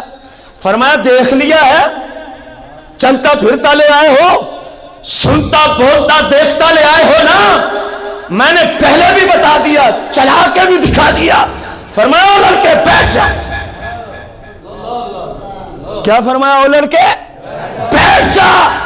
مجمع پہ حال طاری ہو گیا، اب وہی بچہ ہے جو صحت مند تھا، نہ چلنے کے قابل، نہ بولنے کے قابل، نہ سننے کے قابل، نہ دیکھنے کے قابل۔ فرمایا بیٹھ جا۔ لولہا لنگڑا اور نبی نے کر کے رکھ دیا ایک جملے میں۔ آپ آئے دوسرے ٹوکرے کی طرف، فرمایا بیٹا عبد الرزاق اس میں ان کا ایک نوجوان ہے جو آنکھوں سے نبینا ہے، جو بولنے سے قاصر ہے، لولہا اور لنگڑا ہے، چل پھر نہیں سکتا۔ فرمایا اب اس ٹوکرے کو بھی کھول دے۔ اب اس ٹوکرے کو بھی جب کھولا تو وہی حالت اندر نوجوان کی ہے۔ فرمایا دیکھ لیا جو میں نے کہا، وہی ہے نا؟ پھر مجمع پہ حال طاری ہوتا ہے، کہنے لگے سرکار وہی ہے۔ فرمایا لڑکے اٹھ چل پھر کے دکھا، اٹھ چل پھر کے۔ آپ کے مریدین اور خلفاء کہتے ہیں بس اتنا جملے زبان سے نکلنے کی دیر تھی، بچہ ٹوکرے سے باہر آتا ہے، چل بھی رہا ہے، بول بھی رہا ہے، دیکھ بھی رہا ہے، سن بھی رہا ہے۔ فرمایا رافضیوں دیکھ لیا ہے؟ اب دلوں کے حالات تک واقف کرتے، انہوں نے کچھ نہیں بتایا۔ فرمایا دیکھ لیا ہے؟ جو تمنا تھی آنکھوں کے سامنے پوری کرا لی ہے۔ جب شیخ جلال میں آتے ہیں، یہ بد مذہبوں کا پورا گروہ جو شیخ کو بدنام کرنے آیا تھا، جو مسئلہ کے اہل سنت کو جھوٹا ثابت کرنے کے لیے پروگرام بنا کے آیا تھا، جب شیخ کی اس قیامت کو دیکھتے ہیں، پورا گروہ شیخ کے قدموں میں گرا ہوا ہے۔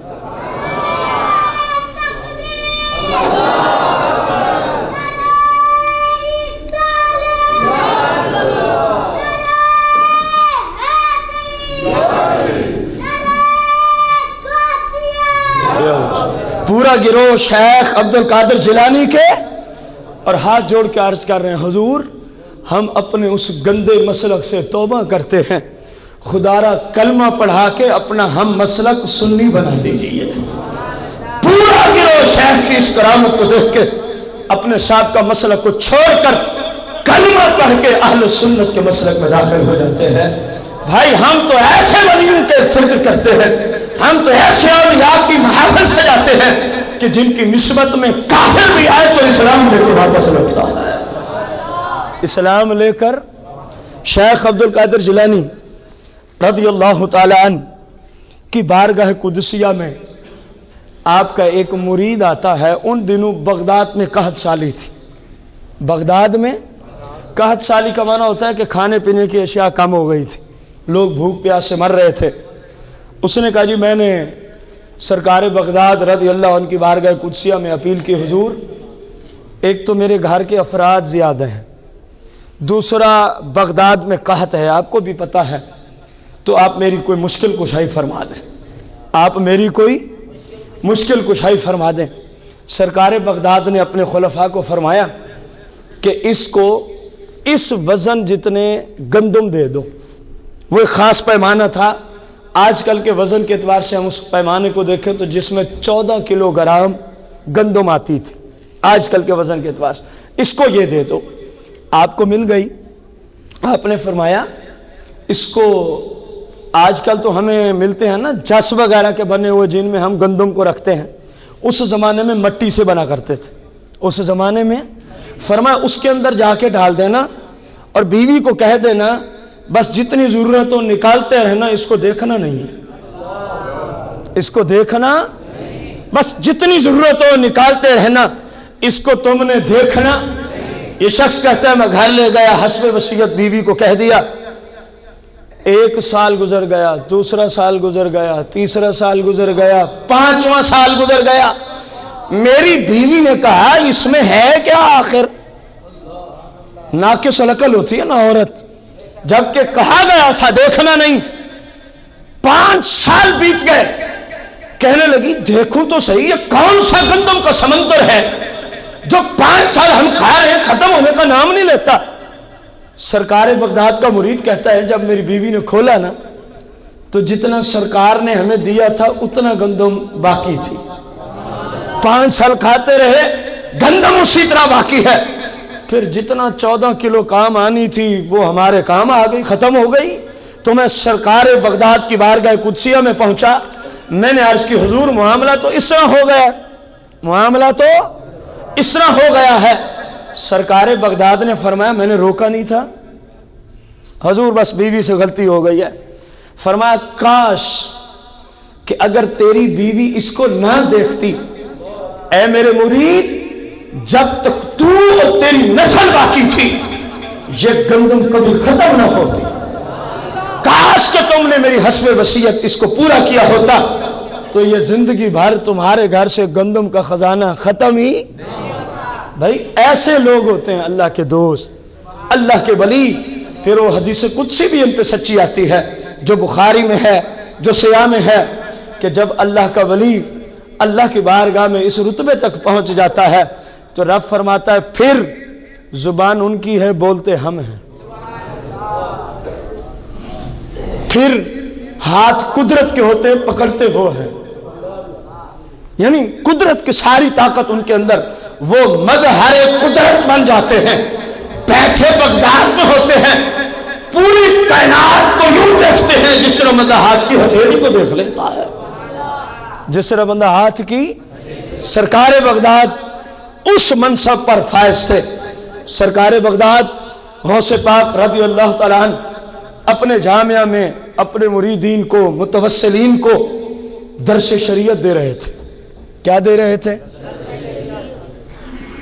منبر پہ تشریف فرما ہے، خطبے کے دوران اگر میں منبر سے اتر آؤں دوران خطبہ تو آپ کے ذہن میں کوئی سوال اٹھے گا کہ نہیں اٹھے گا؟ یار خیریت تو ہو، خیریت ہے، کوئی لازمی کام ہوگا پھر ہی بندہ خطبہ کو چھوڑ کے اٹھے گا، ایک اہم منصب ہے۔ تو آپ کے مریدین کہتے ہیں ہم نے دیکھا سرکار بغداد خطبہ دے رہے ہیں، شریعت سمجھا رہے ہیں، تو اچانک یکایک فوراً آپ خاموش ہو جاتے ہیں، خطبے کو روک دیتے ہیں، اپنے منبر کو چھوڑتے ہیں۔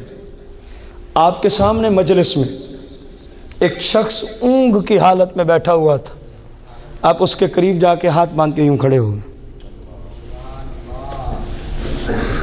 بات سمجھ آ گئی؟ جب وہ بیدار ہوتا ہے تو آپ اپنے منبر پہ تشریف لے آتے، جب وہ بیدار ہوتا ہے تو آپ اپنے منبر پہ۔ اب ظاہر سرکار سے بھی پوچھا گیا حضور خیریت تو تھی؟ فرمایا اس کا جواب یہ دے گا، اس کا جواب یہ دے گا جو سویا ہوا تھا۔ فرمایا بتاؤ جی کیا حالت تھی؟ اس نے کہا جی مجھے سرکار بغداد کا خطبہ سنتے سنتے نیند آ گئی، تو خواب کی حالت میں سرکار مدینہ تشریف لے آتے ہیں۔ خواب کی حالت میں سرکار کی کیا کر رہا تھا؟ زیارت کر رہا تھا۔ اور مریدین نے پوچھا سرکار نے تجھے کوئی وصیت فرمائی ہے؟ وہ کہنے لگا ہاں ایک وصیت بس فرمائی ہے۔ فرمایا بس اتنا ہی کافی ہے، بس اتنا ہی۔ ولیوں کی نسبت سے روکنے والوں رسول اللہ کی وصیت ہے۔ آپ نے آرڈر دیا، فرمایا او میرے غلام بس ایک بات کو پکڑ لے، تیری جنت کے ہم ضامن ہیں۔ وہ بات کیا تھی؟ مریدوں نے پوچھا جی وہ وصیت اور حکم کیا تھا؟ اس نے کہا جی سرکار نے فرمایا بس عبد القادر کی نسبت میں رہے، بس عبد القادر کے ساتھ رہے، ان کی صحبت میں آ جا، تیری جنت جانے مصطفیٰ کریم جانے۔ شیخ فرماتے ہیں لوگوں سن لیا، جو یہ خواب میں دیکھ رہا تھا نا، میں نے منبر پہ بیٹھے ہوئے سارا منظر جاگتے ہوئے دیکھ لیا کہ سرکار آئے ہوئے ہیں، تو میں کون ہوتا ہوں؟ سرکار میری مجلس میں ہوں، میں منبر پہ بیٹھ کے خطبہ دیتا رہوں، جو کچھ اس نے خواب میں دیکھا سنا ہے میں اس لیے سرکار کے ادب کے لیے اتر کے آیا۔ میں نے وہ ساری باتیں سرکار کو دیکھ بھی لیا، جاگتے ہوئے سرکار سے ملاقات فرما لی۔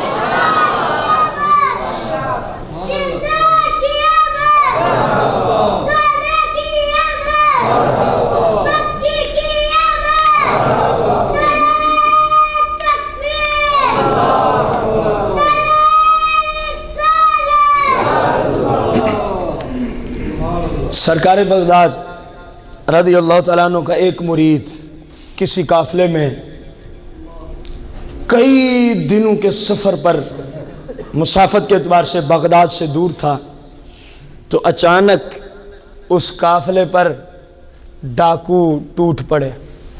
یہ بڑا مشکل دور گزرا ہے پچھلا، ڈاکو کے اعتبار سے سفر کرنے کے نسبت سے بڑا مشکل سفر ہوتا تھا۔ ایک تو روڈ نہیں ہوتے تھے، دوسرا جنگلوں سے، تیسرا وہاں ڈاکوں کا خطرہ، کھانے پینے کی قلت، کئی لوگ سفر میں بیچارے بھوکے پیاسے مر جایا کرتے تھے، کئی دن تو ان کو بسا اوقات پانی نہیں ملتا تھا، سفر ایسے ہوتے تھے۔ تو فرماتے ہیں کہ ہمارے قافلے پہ کون ٹوٹ پڑے؟ سارا سامان لوٹ کے لے گئے، ہمارے سامنے ایک اونچی جگہ پہ بیٹھ کے وہ آپس میں تقسیم کر رہے تھے۔ قافلہ لٹ چکا ہے، ڈاکو تقسیم کر رہے ہیں، اور غوث پاک کے مریدوں میں سے دو مرید آپس میں گفتگو کر رہے ہیں۔ کاش کہ اس وقت ذہن میں نہیں آیا جب ڈاکو آئے تھے، اس وقت تو ہمارے ذہن میں نہیں آیا، کاش کہ ہم سرکار بغداد کی طرف توسل کرتے، مدد مانگ لیتے تو ہم ضرور بچ جاتے ان ڈاکوؤں سے۔ کہتے ہم دل میں ہی سوچ رہے تھے 20 سے 24 دن کے مسافت پر بغداد سے دور ہیں۔ کتنے دن لگے تھے وہاں تک جانے کے لیے؟ بغداد سے 20 سے 24 دن لگ گئے تھے۔ دل میں سوچ رہے ہیں، کہتے ہیں ہم نے کیا دیکھا؟ ادھر بغداد والوں سے پوچھو تم نے کیا دیکھا؟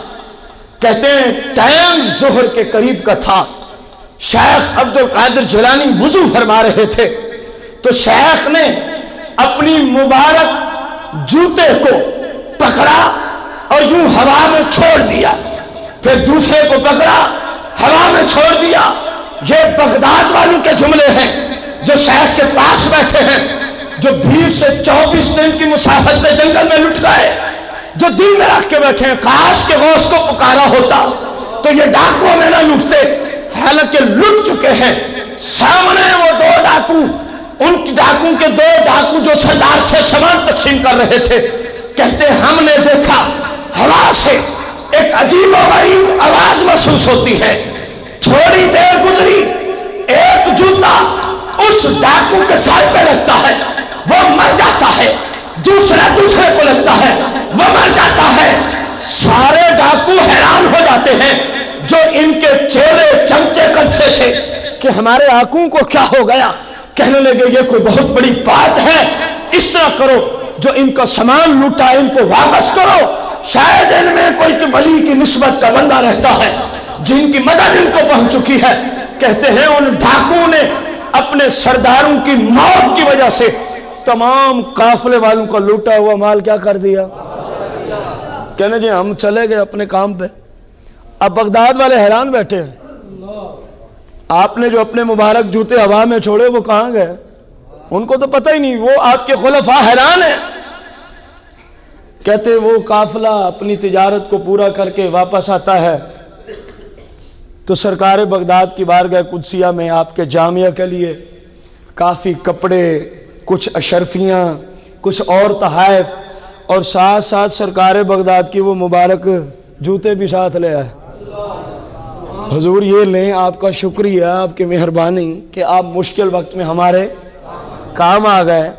مریدین نے پوچھا ان لوگوں سے یہ کیا ماجرا ہے، ہم تو اتنے عرصے سے پریشان ہیں کہ سرکار کے مبارک جوتے ہوا میں گئے تو دیکھے، واپس آتے ہم نے اور کہاں دے گئے، ہمیں اس واقعے کا پتہ تو بتاؤ۔ وہ کہنے لگے دراصل وہ پوری بات سنائی جو میں آپ کو سنا چکا ہوں۔ ہم لٹ چکے تھے تو دل میں ہم سوچ رہے تھے کاش کے لٹنے سے پہلے غوث کو یاد کیا ہوتا، کاش کے لٹنے سے پہلے۔ بس کہتے ہیں کہ جنگل میں ایک عجیب و غریب آواز ہم سب نے محسوس کی اور اسی آواز کے ساتھ دیکھا کہ کیا نازل ہوتی ہیں، یہ دونوں جوتے نازل ہوتے ہیں۔ ایک اس ڈاکو کو لگتا ہے وہ مر گیا، ایک دوسرے کو لگتا ہے وہ بھی مر گیا۔ ان جوتوں کی برکت سے پورے قافلے کا لٹا ہوا مال ڈاکو نے کیا کر دیا کہ سردار مارے گئے۔ یہ تو بہت بڑا واقعہ ہے۔ کہنے لگے تم بتاؤ یہاں کیا ہوا تھا؟ وہ کہنے لگے اتنے دن پہلے کی بات ہے، فلاں وقت کی بات ہے، آپ وضو فرما رہے تھے، اچانک آپ ایک عجیب کیفیت میں جاتے ہیں اور اپنے ایک مبارک جوتے کو پکڑ کے یوں آپ ہوا میں معلق کرتے ہیں، دوسرے کو پکڑ کے یوں معلق کرتے ہیں۔ انہوں نے کہا خدا کی قسم ہے دن بھی یہی تھا، وقت بھی یہی تھا جس دن ہم لٹ گئے تھے کہ سرکار کو دل نہیں یاد کیا تھا، غوث پاک نے ہماری مشکل کشائی فرما دی، ڈاکو کو قتل کر کے ہمارا لٹا ہوا مال سارا واپس کرا دیا۔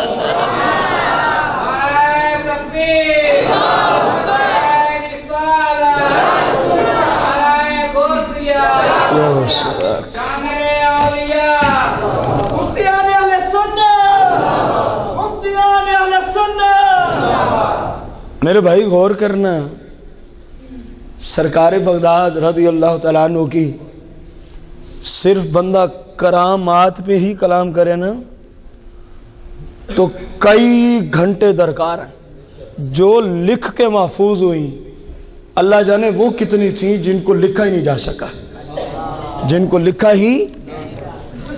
سرکار بغداد کا جب بغداد میں شہرہ ہوا، چرچا ہوا، تو سرکار بغداد سے یہ ایک اصول ہے ابتدا سے، جب اللہ کسی کو عزت دیتا ہے نا، خصوصاً دین میں شہرت دیتا ہے، اس کو کوئی رتبہ دیتا ہے، کسی طرح کا اسلام اور دین میں ملکہ عطا کر دیتا ہے، تو اس زمانے کے کچھ لوگ ہوتے ہیں جو اس سے حسد کرتے ہیں، جو اس سے کیا کرتے ہیں؟ سرکار بغداد نے فرمایا جب میرا شہرہ ہوا تو بغداد کا 100 فقیہ، کون؟ آج کا 100 مفتی بھی شاید اس ایک فقیہ کے مقابلے میں پورا نہ اترے۔ فقیہ جس کو لکھا گیا کتابوں میں، اور پھر کتنا؟ ان کو بھی مجھ سے حسد ہونے لگا، یہ عجم کے علاقے کا رہنے والا ہے، ایران کے رہائشی تھے نا آپ، عجمی النسل ہیں آپ، عربی النسل تو نہیں ہیں، تو یہ بغداد میں آ کے اتنی عزت اس کو مل گئی، انہوں نے ایک پلاننگ تیار کی۔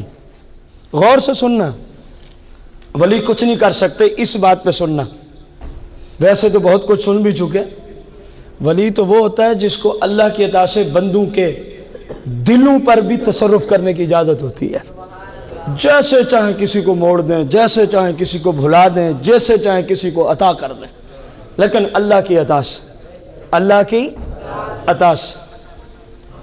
اب انہوں نے کیا کیا جی، ہر فقیہ نے، ہر مفتی اعظم فی البغداد نے ایک سوال تیار کیا، جو اس نے کیا نا اگلے نے اس کے خلاف کیا، تیسرے نے اس کے، چوتھے نے اس کے، اور پورا ایک پروگرام بنا کے یہ تیار کیا۔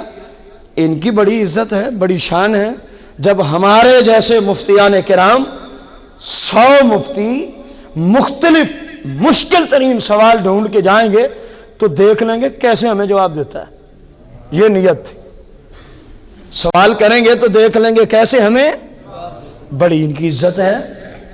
جلنے لگے سرکار بغداد اپنے جامعہ میں، آپ اپنی زندگی کا کچھ عرصہ تو جنگلوں میں نظر آتے رہے اور کچھ عرصہ پھر جامعہ میں ہی تشریف رکھے، بس دین سکھانے، کچھ سیکھنے میں کچھ سکھانے میں گزر گئی، اور یہی مسلمان اور مومن کی قیمتی کا اہم ترین حصہ ہے۔ اصل کامیابی اسی میں ہے، دین سیکھنے اور سکھانے میں گزر جائے، سیکھنے اور سکھانے میں گزر جائے۔ اس سے اچھی زندگی، نیکی والی زندگی، تقوی و طہارت والی زندگی کم از کم ہمیں نہیں سمجھ آ سکی۔ تقریباً کوئی 15 سال ہمیں بھی ہو گئے ہیں قرآن و حدیث سے تعلق رکھتے ہوئے، پڑھتے پڑھاتے ہوئے، تقریباً 15واں سال جا رہا ہے جہاں تک مجھے یاد ہے۔ 2000 میں میرے خیال میں نے داخلہ لیا تھا، تو 15واں سال جا رہا ہے۔ ایسی کوئی دلیل ہمیں نہیں نظر آئی جو اسلام سیکھنے اور سکھانے سے بندے کی فضیلت زیادہ بڑھا سکتی ہے، اگر ہے تو اسی رتبے میں ہے۔ آپ کے جامعہ میں وہ 100 کا 100 فقیہ آ جاتا ہے۔ آپ کے خلفاء کہتے ہیں جب وہ فقیہ آئے نا تو سرکار بغداد رضی اللہ تعالیٰ ان کی طرف جاتے ہیں، بغیر اس کے کہ انہوں نے کوئی بات کی ہو، نہ سوال ذکر کیا، نہ کوئی گفتگو کی، بس وہ داخل ہوئے۔ سرکار بغداد رضی اللہ تعالیٰ عنہ اپنے جس سٹیج پہ تھے وہاں سے تشریف لے آتے ہیں، اور وہ آپ کا خاص مرید کہتا ہے ہم نے دیکھا سرکار بغداد کے سینہ مقدس سے ایک نور نکلتا ہے۔ فرمایا بس اسی نے دیکھا جس کو رب نے دکھایا، ہر ایک نے نہ دیکھا، نور نکلتا ہے جو ہر ایک فقیر پہ پڑتا ہے۔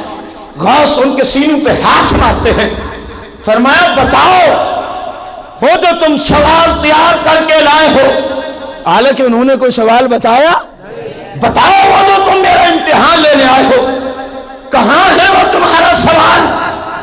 100 مفتی بغداد کہتے ہیں اللہ کی قسم جب ہم نے غور کیا کہ سوال دہرائیں تو ہمارے دل نے کہا تم تو ایک لفظ ہی نہیں جانتے، سوال دہرانا تو دور کی بات ہے، تم تو جاہل ہو چکے ہو، تمہیں اسلام کا کوئی حرف اس وقت آتا؟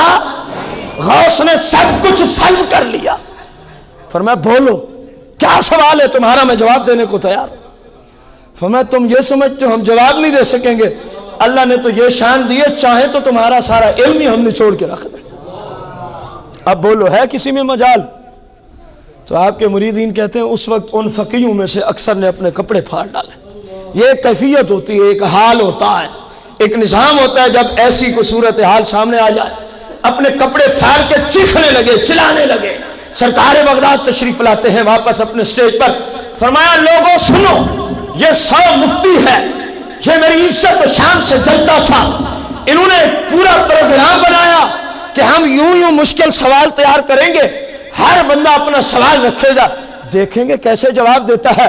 فرمایا ہم نے چاہا کہ ان کے کلام کرنے سے پہلے ہی ان کو سمجھا دیا جائے جو تم سمجھتے ہو ہم وہ نہیں ہیں، ہم تمہارے جیسے.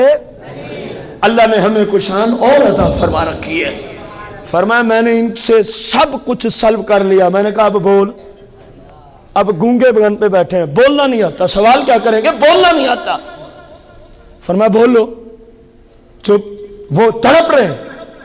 فرمایا مجمع والوں کو تم بھی سنو، یہ 100 فقیہ بھی سنیں. اب تمہارے سامنے انہوں نے کچھ نہیں بولا، اب میں ہر ایک کا سوال بھی بتا دیتا ہوں، اس کا جواب بھی بتا دیتا ہوں. عجیب منطق ہے. جس سرکار کے غلام ہے غوث پاک، سرکار کو تو پتہ نہ ہو دیوار کے پیچھے کا، اور غلام کی یہ شان ہو کہ چاہیں تو سلب کر لیں، چاہیں تو جو علیحدہ بیٹھ کے آپ کے خلاف میٹنگ ہوئی، پورے واقعات. بھائی 100 سوال تھا اور مفتی کا تیار کیا اور سوال تھا، کوئی عام سوال نہیں تھا. اور مفتی بھی آج سے کوئی 900 سال پہلے کا تھا. 100 سوال غوث نے مجمع میں دہرا دیے اور پھر فرمایا یہ لو مفتی، یہ تیرا سوال ہے، یہ اس کا جواب ہے، یہ تیرا سوال ہے، یہ اس کا جواب ہے، یہ تیرا سوال ہے، یہ اس کا جواب ہے. مفتی تڑپنے لگے، کہنے لگے حضور جواب تو ہم بھی جانتے تھے، لیکن خدا کی قسم جو جواب آپ نے دیا ہے ہمارا خیال بھی ان تک کبھی نہیں گیا تھا. سوالات بھی بتا دیے، جوابات بھی. اور پھر آپ نے پھر توجہ کی. فرمایا اب بولو سب کچھ آیا واپس کے نہیں آیا؟ کہنے لگے حضور اب تو علم لدنی سے آپ نے دل ہی بھر کے رکھ دیا ہے. ایک نگاہ میں کئی سالوں کی محنت چاہیں تو سلب کر لیں، ایک ہی نگاہ میں چاہیں تو 100 سال کی محنت سے بندہ اتنا عالم نہ بنے جتنا سرکار بغداد صرف نگاہ سے فرمائے اب بول. کہنے لگا اب تو اللہ کا کرم ہو گیا. اور پھر ہاتھ جوڑ کے معافیاں مانگ رہے تھے. ہاتھ جوڑ کے کیا کر رہے تھے؟ معافیاں مانگ رہے تھے. بس سرکار بغداد رضی اللہ عنہ کی شان میں آخری باتیں بڑی ہیں، لیکن مجھے وقت کا احساس ہے. ظاہر جو ادھر بیٹھا اس کو تو نہیں محسوس ہوتا مسئلہ، ظاہر کسی نے کسی کام پہ جانا ہوگا، کوئی ضرورت ہوگی. تو غور کریں، ایک شخص دور دراز سے چلا کہ میں جاتا ہوں غوث پاک کی زیارت کرنے، میں جاتا ہوں غوث پاک کی. کہتے جب میں پہنچا تو دن جمعے کا تھا. دن تو میرے دل میں خیال آیا، سرکار بغداد گھر سے جمعہ پڑھانے کے لیے تشریف لا رہے تھے، تو دل میں سوچتا ہوا آ رہا تھا کہ یار ان کی اتنی بڑی شان ہے، میں دور سے آیا ہوں، پتہ نہیں میری کوئی وہاں ملاقات بھی ممکن ہوگی یا نہیں ہوگی، پتہ نہیں کوئی مجھے عزت بھی ملے گی کہ نہیں ملے گی. دل میں سوچتا ہوا آ رہا تھا. کہتا میں گیا تو میں نے دیکھا آپ اپنے گھر سے نا جامعہ کی طرف آ رہے ہیں جمعہ پڑھانے، اور تنہا آ رہے ہیں، کوئی بندہ ہی ساتھ نہیں ہے، اکیلے. مجھے کسی نے بتایا یہی غوث اعظم ہے، یہی غوث ہے. کہنے لگا میں نے دل میں سوچا یار عجیب بات ہے، ہم تو کچھ اور ہی شانیں سنتے رہے آج تک. بھئی ان کی بڑی شان ہے، بڑے خلفاء ساتھ ہوتے ہیں، بڑے مریدین ہوتے ہیں، جب باہر آتے ہیں جامعہ میں ہوتے ہیں، کہیں ہوتے ہیں، بڑا ہجوم ہوتا ہے.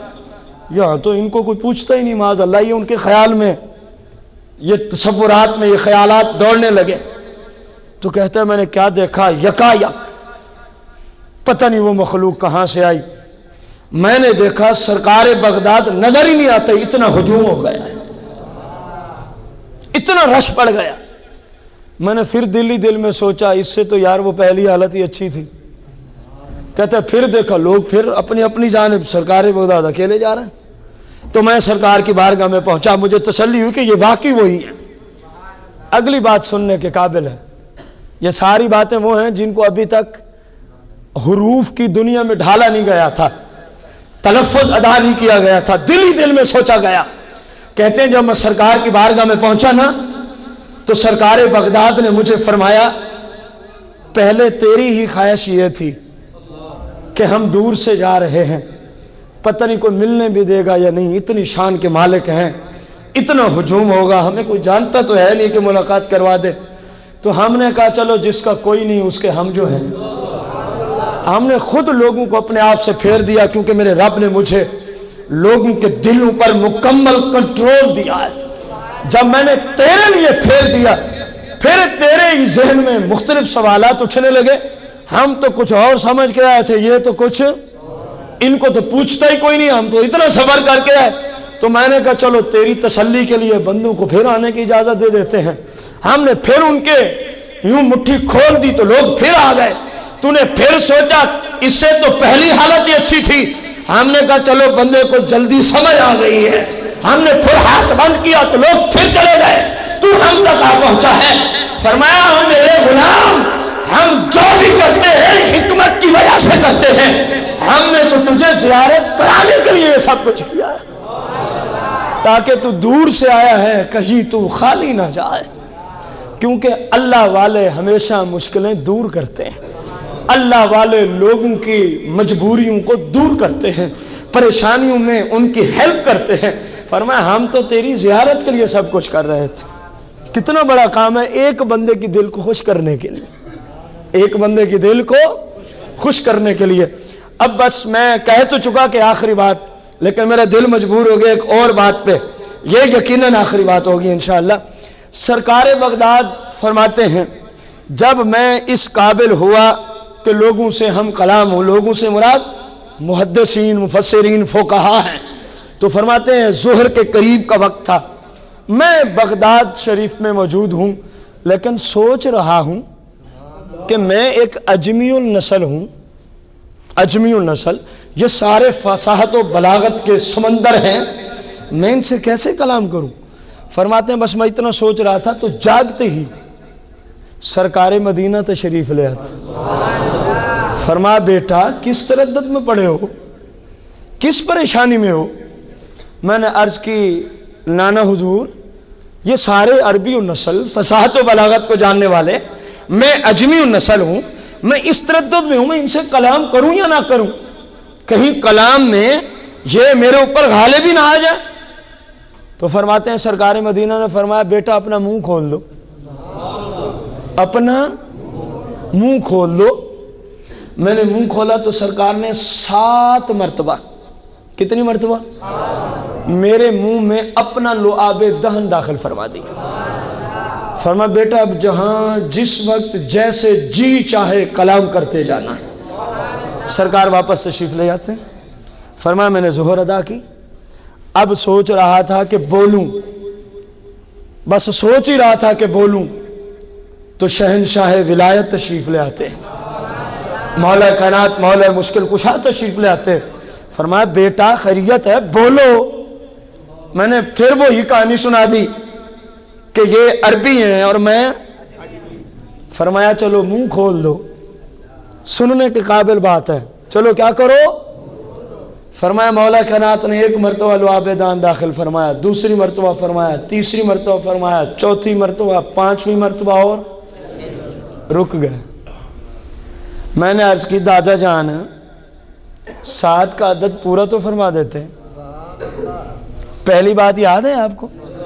یاد ہوتی تو کم از کم آپ کچھ تو بولتے نا۔ میں نے عرض کی دادا جان 7 کا عدد پورا فرما دیتے۔ مولا کائنات کا عقیدہ سن جو تیرے عقیدے کے بالکل عین مطابق ہے۔ کہنے لگے، فرمانے لگے مولا مشکل کشا، خلیفہ رابع، مولا کائنات علی المرتضیٰ، فرمایا بیٹا تجھے پتہ ہی ہے 7 کا عدد جو پورا کیا وہ نبی تھے، میں علی ہوں، میں دنیا والوں کو بتانا چاہتا ہوں کہ میں اگرچہ علی ہوں لیکن نبی کے برابر نہیں ہوں۔ میں نبی کی برابری نہیں کر سکتا، میں نبی کی برابری اس لیے بیٹا میں نے 6 مرتبہ لوہا میدان ڈالا ہے، جہاں جی چاہے جس طرح چاہے کلام کرتے جانا، تو جانے تیرا نانا جانے۔ فرماتے پھر ہم نے جو کلام کیا تو ہیبت طاری ہو جاتی تھی جو ہم بولا کرتے تھے۔ کئی جنازے غوث پاک کے خطبات سے اٹھا کرتے تھے، کئی جنازے، بندے تڑپ تڑپ کے مر جایا کرتے تھے۔ غوث پاک کی محفل کی بات ہو رہی ہے، یہ کوئی ایک دو مرتبہ کا واقعہ نہیں، کثیر مرتبہ کا واقعہ۔ اعلیٰ حضرت کیا فرماتے ہیں؟ بھائی کا سوال، زمین و زمان، چنین و چنا، بنے دو جہاں۔ تو پچھلے اتوار بھائی صاحب نے سوال کیا تھا، یہ چنین و چنا میں سناتے تو ہیں، کبھی بتایا نہیں یہ کیا ہوتا ہے، تو سنیں جی یہ کیا ہوتا ہے۔ اعلیٰ حضرت رحمت اللہ علیہ نے عرض کی، یا رسول اللہ، چنین و چنا اور 2 جہاں، ایسا ویسا جو کچھ بھی ہے دونوں جہانوں میں، جو کچھ بھی ہے دونوں جہانوں میں، یا رسول اللہ یہ صرف آپ کی برکت سے اللہ نے اس کو وجود عطا فرمایا ہے، یہ ہے چنین و چما تمہارے لیے۔ پھر نہیں فرمایا دہن میں زبان، یا رسول اللہ اللہ نے تو زبان ہی اس لیے دیا ہے کہ آپ کی توصیف اور ثنا حمد بیان کی جائے، آپ کی نعت، آپ کی تعریف، عزتیں اور اوصاف۔ ہم آئے دنیا میں آئے بھی تو آپ کی عزت و عظمت کے چرچے کرنے ہیں۔ پھر جو جملہ فرمایا، اٹھیں بھی وہاں، یا رسول اللہ ہم تو دنیا میں بھی آپ کے لیے آئے، وہاں اٹھیں گے بھی تو آپ کی زیارت کے لیے ہو جائے، آپ کی زیارت کے لیے ہی۔ اللہ جل شان سے دعا ہے اللہ پاک آج کی اس مقدس محفل کو جو عرس غوث پاک رضی اللہ تعالی عنہ کے عنوان سے منعقد ہوئی، اللہ جل شانہ اس کو اپنی بارگاہ قدسیہ میں شرف قبولیت کا درجہ عطا فرمائے۔ ختم پاک اور آپ اتنی دیر میں لنگر شریف تقسیم کریں۔ اعوذ باللہ من الشیطان الرجیم، بسم اللہ الرحمن الرحیم، قل هو اللہ احد اللہ الصمد لم يلد ولم يولد ولم يكن له كفوا أحد بسم الله الرحمن الرحيم قل هو الله أحد الله الصمد لم يلد ولم يولد ولم يكن له كفوا أحد بسم الله الرحمن الرحيم قل هو الله أحد الله الصمد لم يلد ولم يولد ولم يكن له كفوا أحد بسم الله الرحمن الرحيم قل أعوذ برب الفلق من شر ما خلق ومن شر غاسق إذا وقب ومن شر النفاثات في العقد ومن شر حاسد إذا حسد بسم الله الرحمن الرحيم قل أعوذ برب الناس ملك الناس إله الناس من شر الوسواس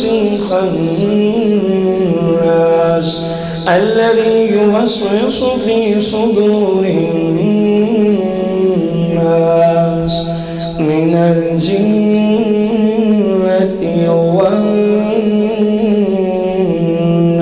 والناس الله أكبر بسم الله الرحمن الرحيم الحمد لله رب العالمين الرحمن الرحيم مالك يوم الدين إياك نعبد وإياك نستعين اهدنا الصراط المستقيم صراط الذين أنعمت عليهم غير المغضوب عليهم ولا الضالين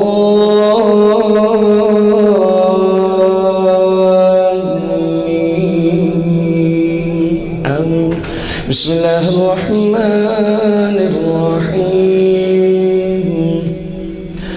अलिफ लाम मीम। ज़ालिकल किताबु ला रैब फ़ीहि हुदल लिल्मुत्तक़ीन الذين يؤمنون بالغيب ويقيمون الصلاة ومما رزقناهم ينفقون والذين يؤمنون بما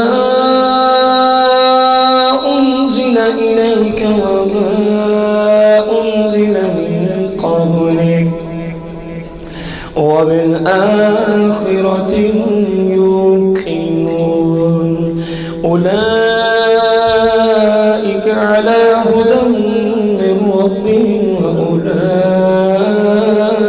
هم المفلحون إن رحمة الله قريب من المحسنين دعواهم فيها سبحانك اللهم وتحيتهم فيها سلام وآخر دعواهم أن الحمد لله رب العالمين وما أرسلناك إلا رحمة للعالمين ما كان محمد أبا أحد من رجالكم ولكن رسول الله وخاتم النبيين وكان الله بكل شيء عليما إن الله وملائكته يصلون على النبي يا أيها الذين آمنوا صلوا عليه وسلموا تسليما الصلاة والسلام عليك يا رسول الله الصلاة والسلام عليك يا حبيب الله الصلاة والسلام عليك يا شفيع المذنبين الصلاة والسلام عليك يا رحمة للعالمين الصلاة والسلام عليك يا سيدي يا حاذر يا نازل بالعالمين الصلاة والسلام عليك يا سيدي يا قاسم لكل شيء من عالمين الصلاة والسلام عليك يا سيدي يا مختار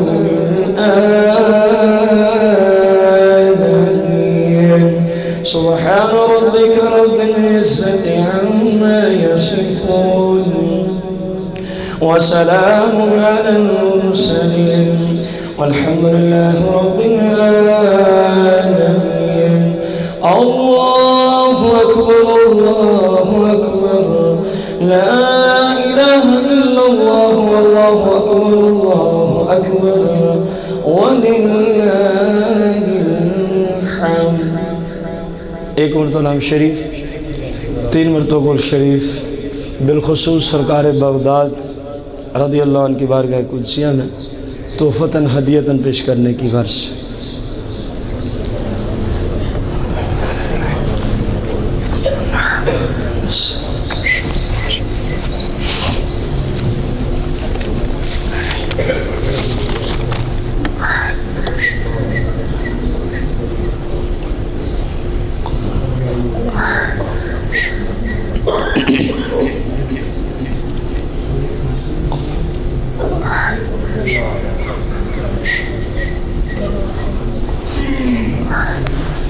बिस्मिल्लाहिर्रहमानिर्रहीम अल्लाहुम्मा सल्लि अला सय्यिदिना मुहम्मदिन कमा तुहिब्बु व तर्दा یا اللہ یا رحمان یا رحیم یا ارحم الراحمین یا ارحم الراحمین یا ارحم الراحمین۔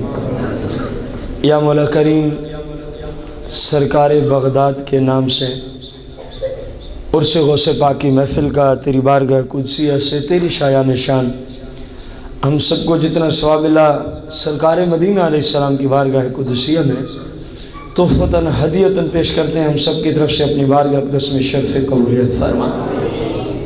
سرکار علیہ السلام کے عظیم مرتبہ کے توسل سے جناب سیدنا آدم علیہ السلام سے لے کر آج تک جتنے مسلمان مؤمنین مومنات مسلمین مسلمات گزر بسے ہیں، خصوصاً سرکار علیہ السلام کے والدین کریمین طیبین طاہرین، سرکار علیہ السلام کی تمامی ازواج مطہرات، صحابہ کرام، اہل بیت اطہار، تابعین تبع تابعین، ائمہ مجتہدین بالخصوص، ائمہ اربعہ بالخصوص، حضور سیدنا امام اعظم ابو حنیفہ محمد نعمان بن ثابت رضی اللہ عنہ، تمام سلاسل کے بزرگان دین بالخصوص الشیخ عبد القادر جیلانی، حضور سیدنا غوث اعظم رضی اللہ عنہ کی بارگاہ قدسیہ میں تحفتاً ہدیتاً پیش کرتے ہیں اپنی بارگاہ اقدس میں شرف قبولیت فرما۔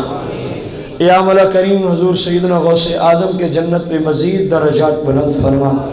یا اللہ، قیامت کے دن تک کے مسلمانوں کو سرکار بغداد کی تعلیمات کے مطابق عمل کی توفیق عطا فرما۔ یا مولا کریم، سرکار بغداد کی شانیں سننے سنانے ان کو ماننے کی ہم سب کو توفیق عظیم عطا فرما۔ یا مولا کریم، سرکار بغداد کے توسل سے میرے جتنے بھائی بزرگ اپنا قیمتی وقت لے کر تشریف لے آئے، ان کے جتنے قریبی بعیدی رشتہ دار، خصوصاً ان تمام بھائیوں بزرگوں میں سے جن کے والدین بہن بھائی، جن کی بیویاں بیٹے مولا کریم اس دنیا فانی سے گزر بسے، ان سب کو پیش کرتے ہیں اپنی بارگاہ عالیہ میں شرف قبولیت فرما۔ سرکار بغداد کی اس عرس پاک کے تصدق سے مولا ان سب کی قبروں کو جنت الفردوس کے باغ میں سے ایک باغ بنا۔ نبی علیہ السلام کے توسل سے سرکار بغداد کی اس عرس پاک کی محفل کے توسل سے جتنے بھائی تشریف لائے مولا، ان میں اگر کوئی پریشان حال ہو تو اس کی پریشانی کو دور فرما۔ یا اللہ، ان میں کوئی قرض میں مبتلا ہو، سرکار بغداد کے توسل سے ان کو قرض سے نجات عطا فرما۔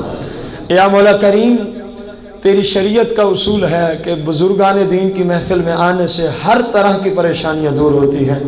اپنی رحمت کا صدقہ، غوث پاک کے عرس کا صدقہ، میرے جتنے بھائی بزرگ آئے مولا، دینی دنیاوی جو جس کی پریشانی ہے تو اس کو بہتر جانتا ہے مولا، ان تمام پریشانیوں کو دور فرما دے مولا۔ خصوصاً جو بے اولاد ہیں ان سب کو اولاد صالح کی دولت سے مالا مال فرما۔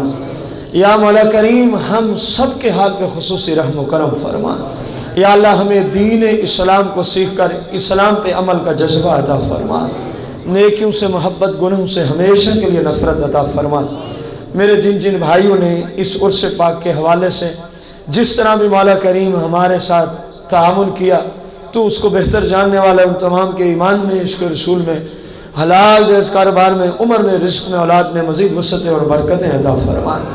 یا مولا کریم، جو چل کے آئے ان سب کے بھی ایمان میں، عشق رسول میں، حلال جائز کاروبار میں، عمر میں، رزق میں، اولاد میں مزید وسعتیں اور برکتیں عطا فرما۔ یا مولا کریم، ہمارے وطن عزیز ملک پاکستان کو ترقیاں عطا فرما۔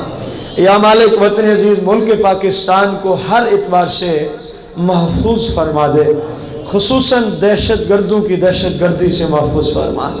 یا اللہ، دہشت گرد ان کے معاونین کو تباہ و برباد فرما۔ یا اللہ، دہشت گرد ان کے معاونین کو تباہ و برباد فرما۔ یا مولا کریم، دہشت گرد ان کے معاونین کو تباہ و برباد فرما۔ وطن عزیز میں ایسا حکمران عطا فرما جو تیرے محبوب کی شریعت کو نافذ کرنے والا ہو۔ مولا، ہم سب کو سرکار علیہ السلام کی شفاعت کبریٰ نصیب فرما، خزانہ غیب سے حلال رزق وسعت و برکت کے ساتھ عطا فرما۔ یا مولا کریم، جب تک زندہ رہے ہم سب کو مل جل کر اپنے دین کی خدمت بڑھ چڑھ کے کرنے کی توفیق عطا فرما۔ یا اللہ، ہم سب کو مل جل کر دین متین کے ہمیشہ بڑھ چڑھ کے کام کرنے کی توفیق عطا فرما۔ یا اللہ، اسلام کے کام اپنی رضا کی خاطر کرنے کی توفیق عطا فرما۔ اللہم ربنا آتنا فی الدنیا حسنہ وفی الآخرۃ حسنۃ وقنا عذاب النار۔ اللہم انا نسألک العافیۃ فی الدین والدنیا والآخرہ۔ اللهم إنا نعوذ بك من فتنة القبر وفتنة المحيا والممات والمسيح الدجال. اللهم إنا نعوذ بك من عذاب القبر. اللهم يا مصرف القلوب صرف قلوبنا على دينك. اللهم يا مصرف القلوب صرف قلوبنا على دينك. اللهم يا مصرف القلوب صرف قلوبنا على دينك. إن الله وملائكته يصلون على النبي يا أيها الذين آمنوا صلوا عليه وسلموا تسليما. الصلاة والسلام عليك يا سيدي يا رسول الله. الصلاة والسلام عليك يا سيدي يا حبيب الله. بحق لا إله إلا الله محمد رسول الله. اعلان سماعت